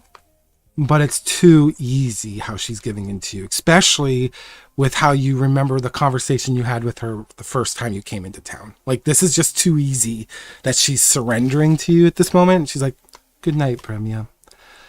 I hope you'll understand in the morning everything. And she takes her leave, or at least tries to. Okay, Auntie, you're going to bed now? I can stay up a little longer, I think. It's been a long day and I have a lot to think about. She goes, yes, you do. You have a lot to think about, Bremia. Family comes first. She looks at you with like a plea in her eyes. I really want that to sink in with you. Family first. All this other stuff is just nonsense. Good night. Good night, Auntie. And she goes up the flight of stairs to her chamber, and you hear the door kind of shut. Bremia is not going to go to sleep. I figured as much. So she's going to camp out by the front door. It's the only way in or out. She's going to keep an eye on the stairs, kind of listening out for her aunt, and just see how the night goes. That's smart. Okay. Geller's gonna try to sneak out. Okay, where are you going? Hold on. I didn't have his name ready. The other guy I know in this town.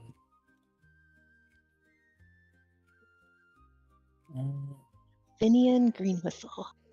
Yeah, him. I will say when you leave the servants' hut, you actually do see Ryden with Varellus too.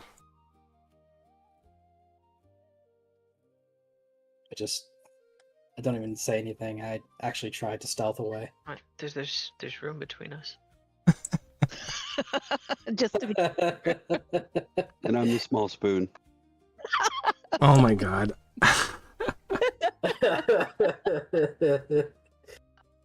Come on down, Geller. I don't think Geller wants to get squished. No, I put my hood over my head and start to make my way to Finian's, where I think Finian is staying. So you're going to the Bard? Do I know if he lives like in where he's the tavern guy, right? Yep. Does he live there, or is he Yes, somewhere else? he lives in the tavern. Okay, so I gotta be real careful. Yeah, I will head towards the tavern. Okay. When you go to the tavern, you realize the door's locked. Like, there's no lights on the first floor at all. Okay. I'm gonna get something out that hasn't came up in a long time. My little fish familiar. Okay. If they can like float around and stuff like that, I want to have them go up and try to like look in the windows stealthily to try to find where he is. Yeah, there's no need for stealth. The windows that are available show like the primary tavern. It shows like tables, it shows the bar. Behind the bar is a door that's closed. There is no windows to that back room because it's built into a hill, and it's most likely where he also resides is in that room behind the bar. Not only is the stock there, but most likely his own sleeping arrangement, if you will. Okay. I'm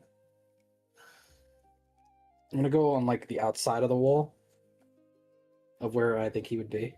Okay.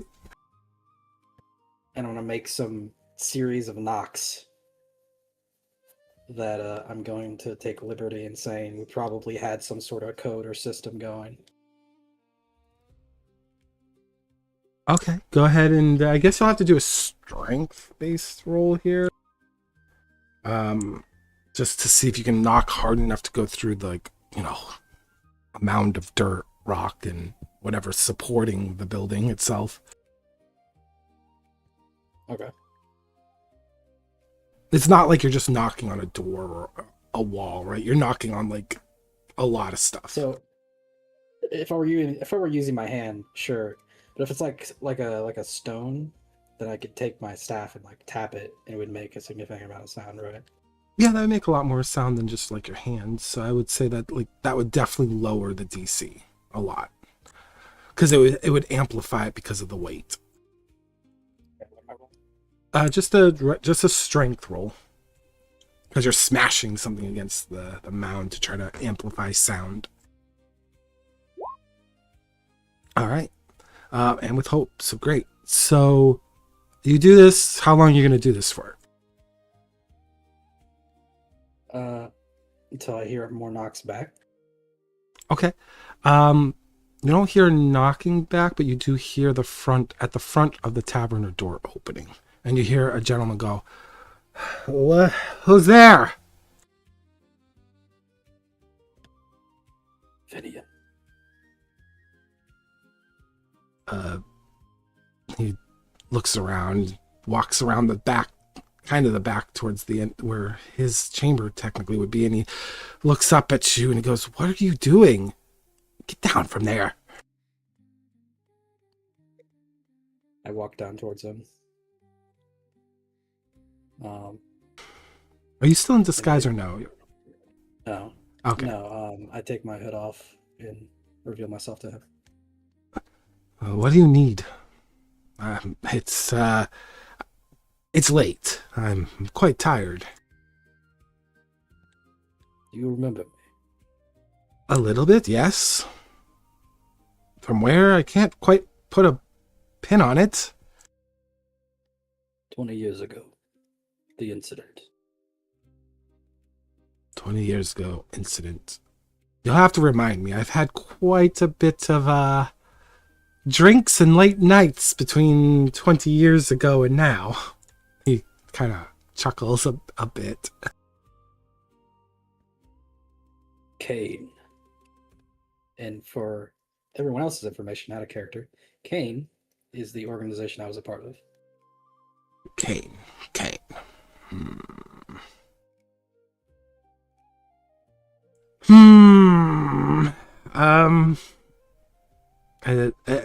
It's right there. It's right there. It is Geller late. Paralyzer. Geller. Why are you here? Circumstances have brought me back here. But it seems there's a lot more going on here that fate has brought together. You do know there are sisters inside, right?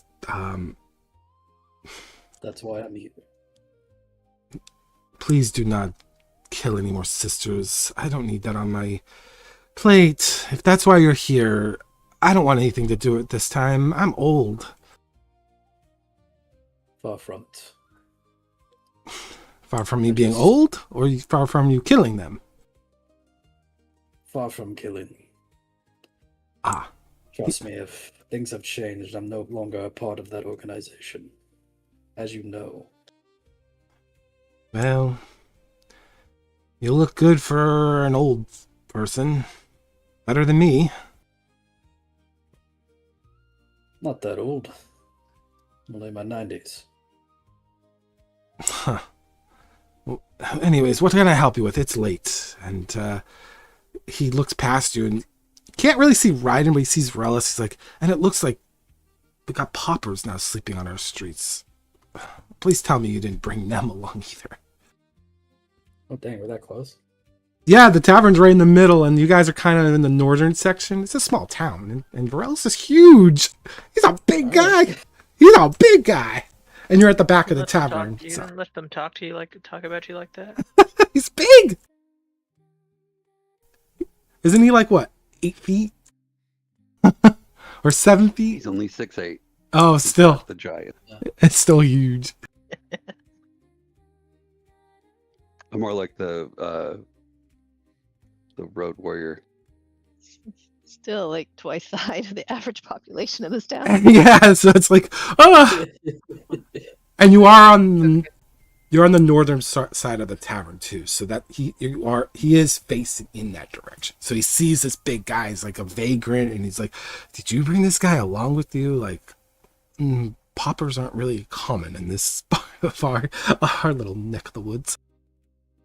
It's this group I'm traveling with currently. We've unfortunately gotten tangled in some business involving one of the sisters, but our intentions are not illegal. Well, I mean, the best advice I can give you is just let the person deal with whatever they're dealing with and move on. Like, Sorry, let me get to the point. please, it's Do late. you have any information that could help on the sisters and their purpose of being here? All I know is they were after one of our own. Apparently they stole something from the sisters. I don't know whether it was in transit or they happened to break into something. I wish I could tell you.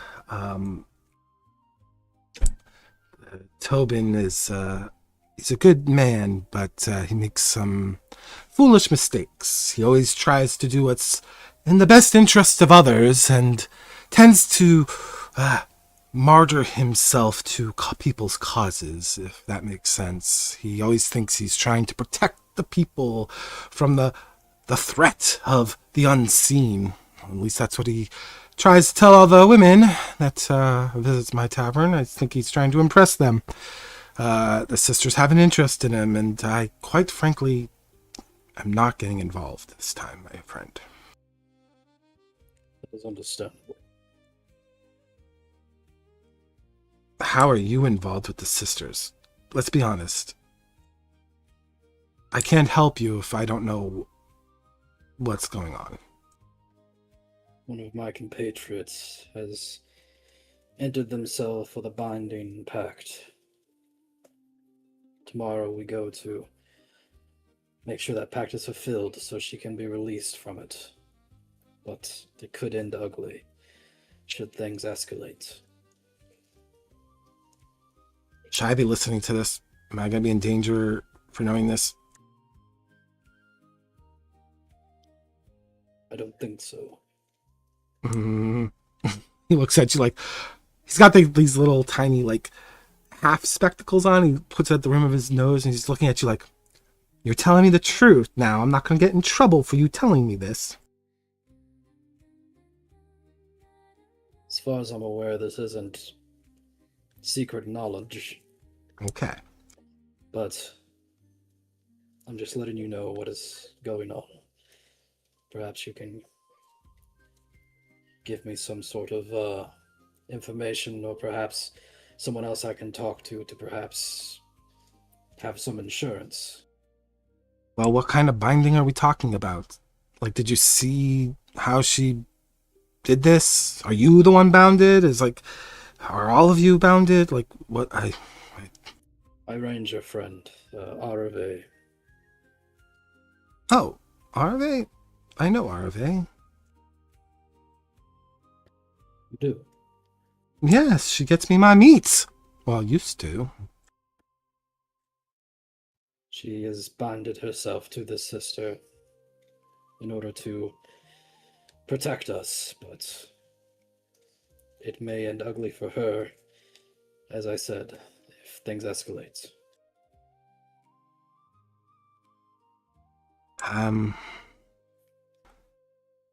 What happened during this binding? She promised to bring the sister to a catacombs that we were recently inside of. There is a dead silver sister there that she wants to confirm the death of. You can go into this location, but you can't get out of it without a specific key. An artifact we found that, well, we're not really sure what it does other than open gates of an old civilization, which I suspect, being in the hands of the sisters, would be good for no one, let alone any other government. I see. So it sounds to me that she has a binding of the oath sworn. I've only seen it twice in my time here in Brindlebrook. Actually, Tobin is actually tethered to such an oath, but he's not tethered to a sister. He is tethered to a relative here, so he can't quite resist the situation he's in without risking his family member. But what I understand of this oath is it's very clever. Anything happens to the sister that binds to this oath typically will suffer the same fate as the person they bind to, and vice versa. Usually it breaks once the task is complete. But one thing you need to be aware of, my friend, is any deceptions by the person who swore the oath will be detected. Nothing sworn has been a lie. If Arave is involved, you need to warn her not to. She needs to be very careful on how she words herself. If there is a plan to accompany her or not, or if she plans to run away, she needs to know the risks of her words. We intend to do something about this only after the binding has been fulfilled. She will take the sister into the caves and confirm the death of the Silver Sister. Once that binding is done, then we will make our way in to allow them to leave, because we have the key, which will allow them to leave. But I don't trust Arave to hold it herself and get out of there alive. Well, that's a good thing.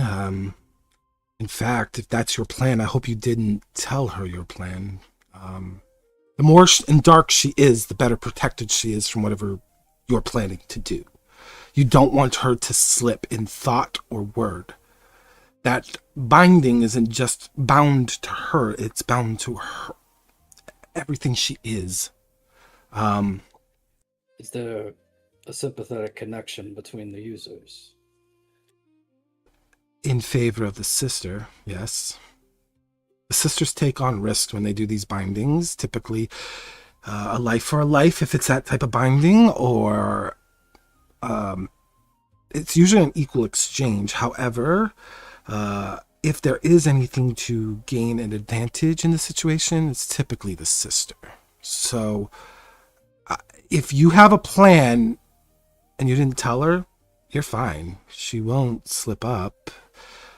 But if you did include her in whatever this is, you need to find a way to make her think opposite. Thoughts, subconsciousness you can't control. Consciousness you can. Does that make sense? Let me ask you, does it take a specific skill set to use this binding pact ability? Or is this something I can use myself? I don't know. I'm not a sister, and you're one of the few people I know that uses that stuff. He's trying to obviously avoid the words, but he's like, that stuff, and I mean, you would know more than I would in that subject matter. I see. I may do some experimenting before I bed tonight, but all right.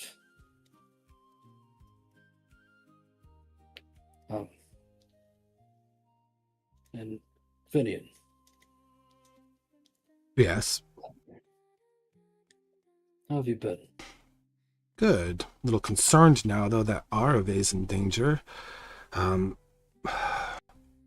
Just tell me that whatever you got cooked up, you did not include her in the discussion.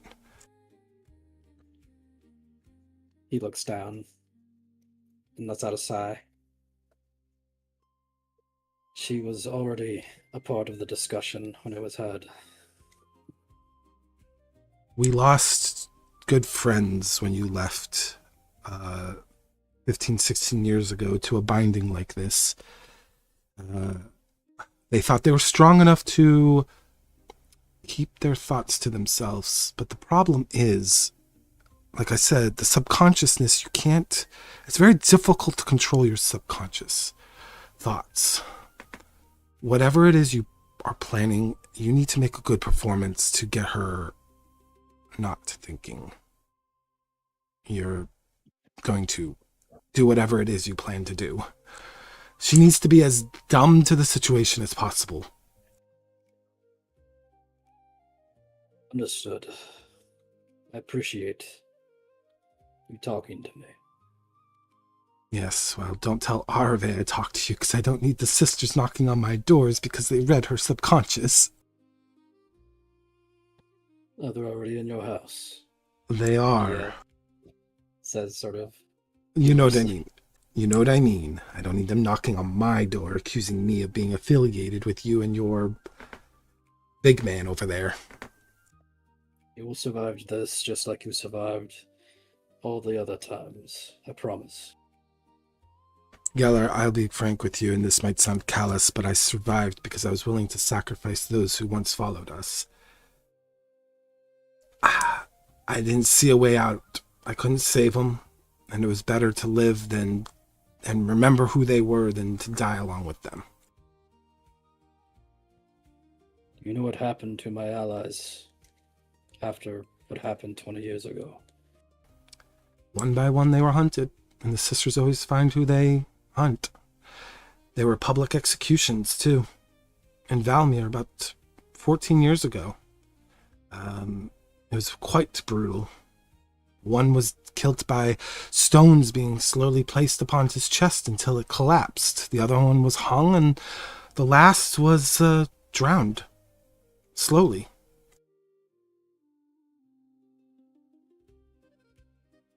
I can't tell you how many others survived, but all I know is, from my understanding, is it's just you and I left.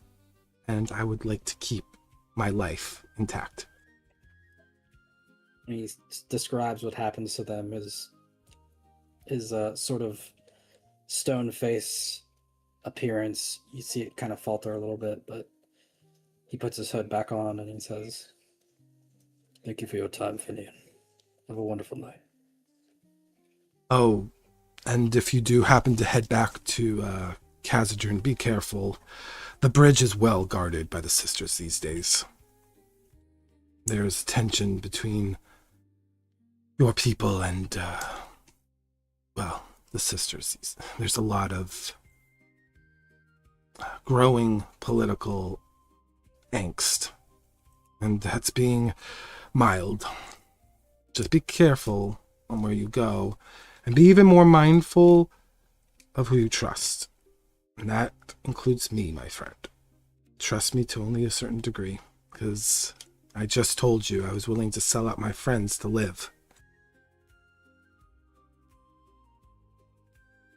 He turns around, like he was turning to leave, but as he was speaking to him, he was sort of speaking to his back, so he turns back around.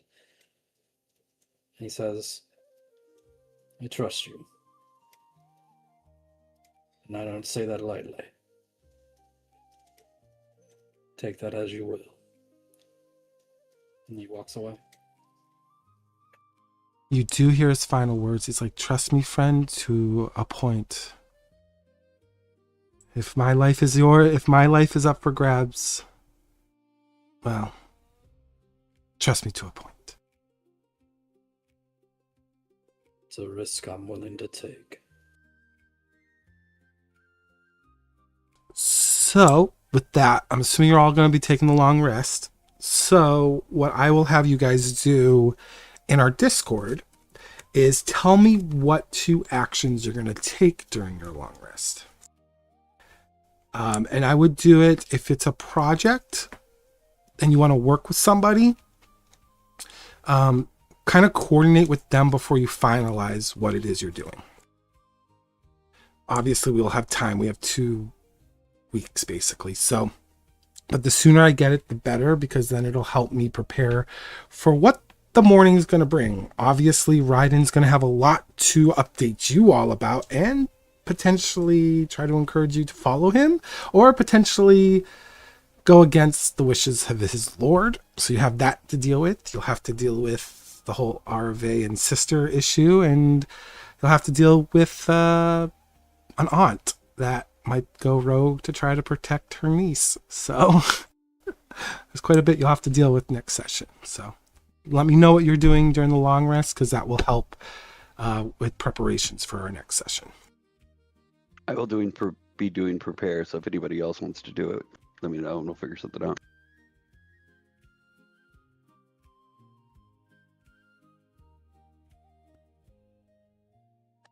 I'm gonna tend to all wounds and then work on a project. Ryden will just rest and try and figure out his next course of action, how he's going to bring up what's going on to the group. You want to probably prepare with Varela since you're with him? Like you could... Maybe... Why do we got to do everything just because we sleep next to each other? I mean, you did spoon.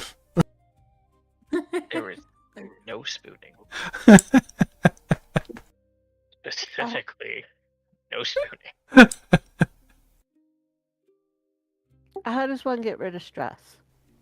I've been trying for 27 years, 37 So years. on your character sheet in Dagger Heart itself, not on the Roll20, you take it away. Yeah, if you do the downtime action under long rest, there's a clear all stress option too.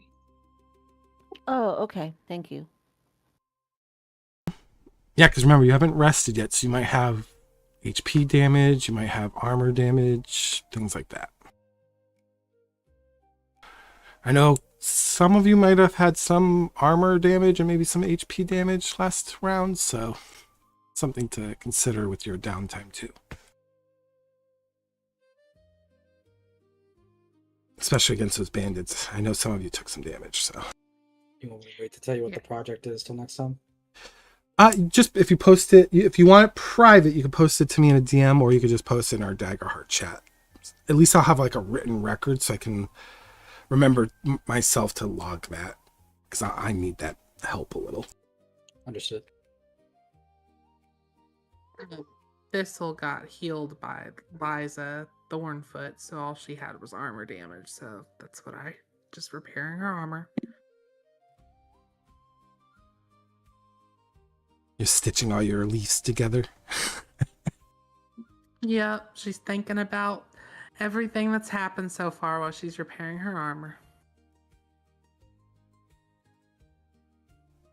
So I do have a project. It looks like I have someone prepping a little bit. Got someone doing armor. We get 2 actions, so if you want to do some HP healing or maybe some armor repair too, that might be a good time to do it. Or if you don't have any actions to do, remember you can help someone repair their armor too. Or you can help them restore their HP. Like, remember, you can assist as well in a long rest. You don't have to necessarily use it for yourself. So like if Varela has 2 HP gone and he's doing a prep, like Ryden, you could actually probably help him with his bandages and restore his HP. Yeah, I put that I'm working with him while pondering. Okay. Which kind of... fixed it. No, my head. What's that? What was that? Sorry, I turned the voice mod on too early. I fixed myself and my I fixed myself and did prep. So if anybody wants to clear my armor slot, that'd be appreciated. Sure. Yeah, because Ryden... For me, is not really resting. So. Oh, that's true. So, okay. My question to you, Bremia, are you going to sleep at all? She will take a short amount of time to sleep just so she's not exhausted, but she's going to set up some things first. I put in the chat. Okay, so to not be fully exhausted, you'll have to have the full 8 hours. So if you don't, because I know why you don't want to sleep, because your aunt, that would be very bad. But if you don't, you might get a couple negatives on the next time we meet, so just kind What you of might a warning. do potentially, Bremia. It's up to Bremia, but if she lets like Thistle or someone know, they could technically like do like Thistle could keep an eye out, and then Bremia could keep an eye out, and that might be able to help Bremia get some rest. Or you could do Yeah, a project and set up a trap. That's what I put in the chat. She's trying to set up her aunt's door so she can't open it in the morning when she tries to get up, and then she puts stuff all over the stairs. So if she does get her door open, it will be loud, and probably her aunt will make some noise to wake her up. Okay. Then yeah, and you can get your full rest too, because that's your second action, and you're kind of like home aloneing your aunt's house, I guess. Yeah, pretty much. Just doesn't want her to be able to get out in the morning. Eventually she can get out, but not in time to cause any issues. Okay. Cool. All right. Well, thanks for the session. I'm glad we had a few opportunities for like RP development. I got a few things prepared for it. I didn't actually, I'll be honest, I did not plan you guys going back to the catacombs, so I got to prep for that a little bit, but that's how things go. Yep. Until next time, and next week we're doing our Mass Effect campaign. I'm sure all those people looking for us in the archive will not find us there.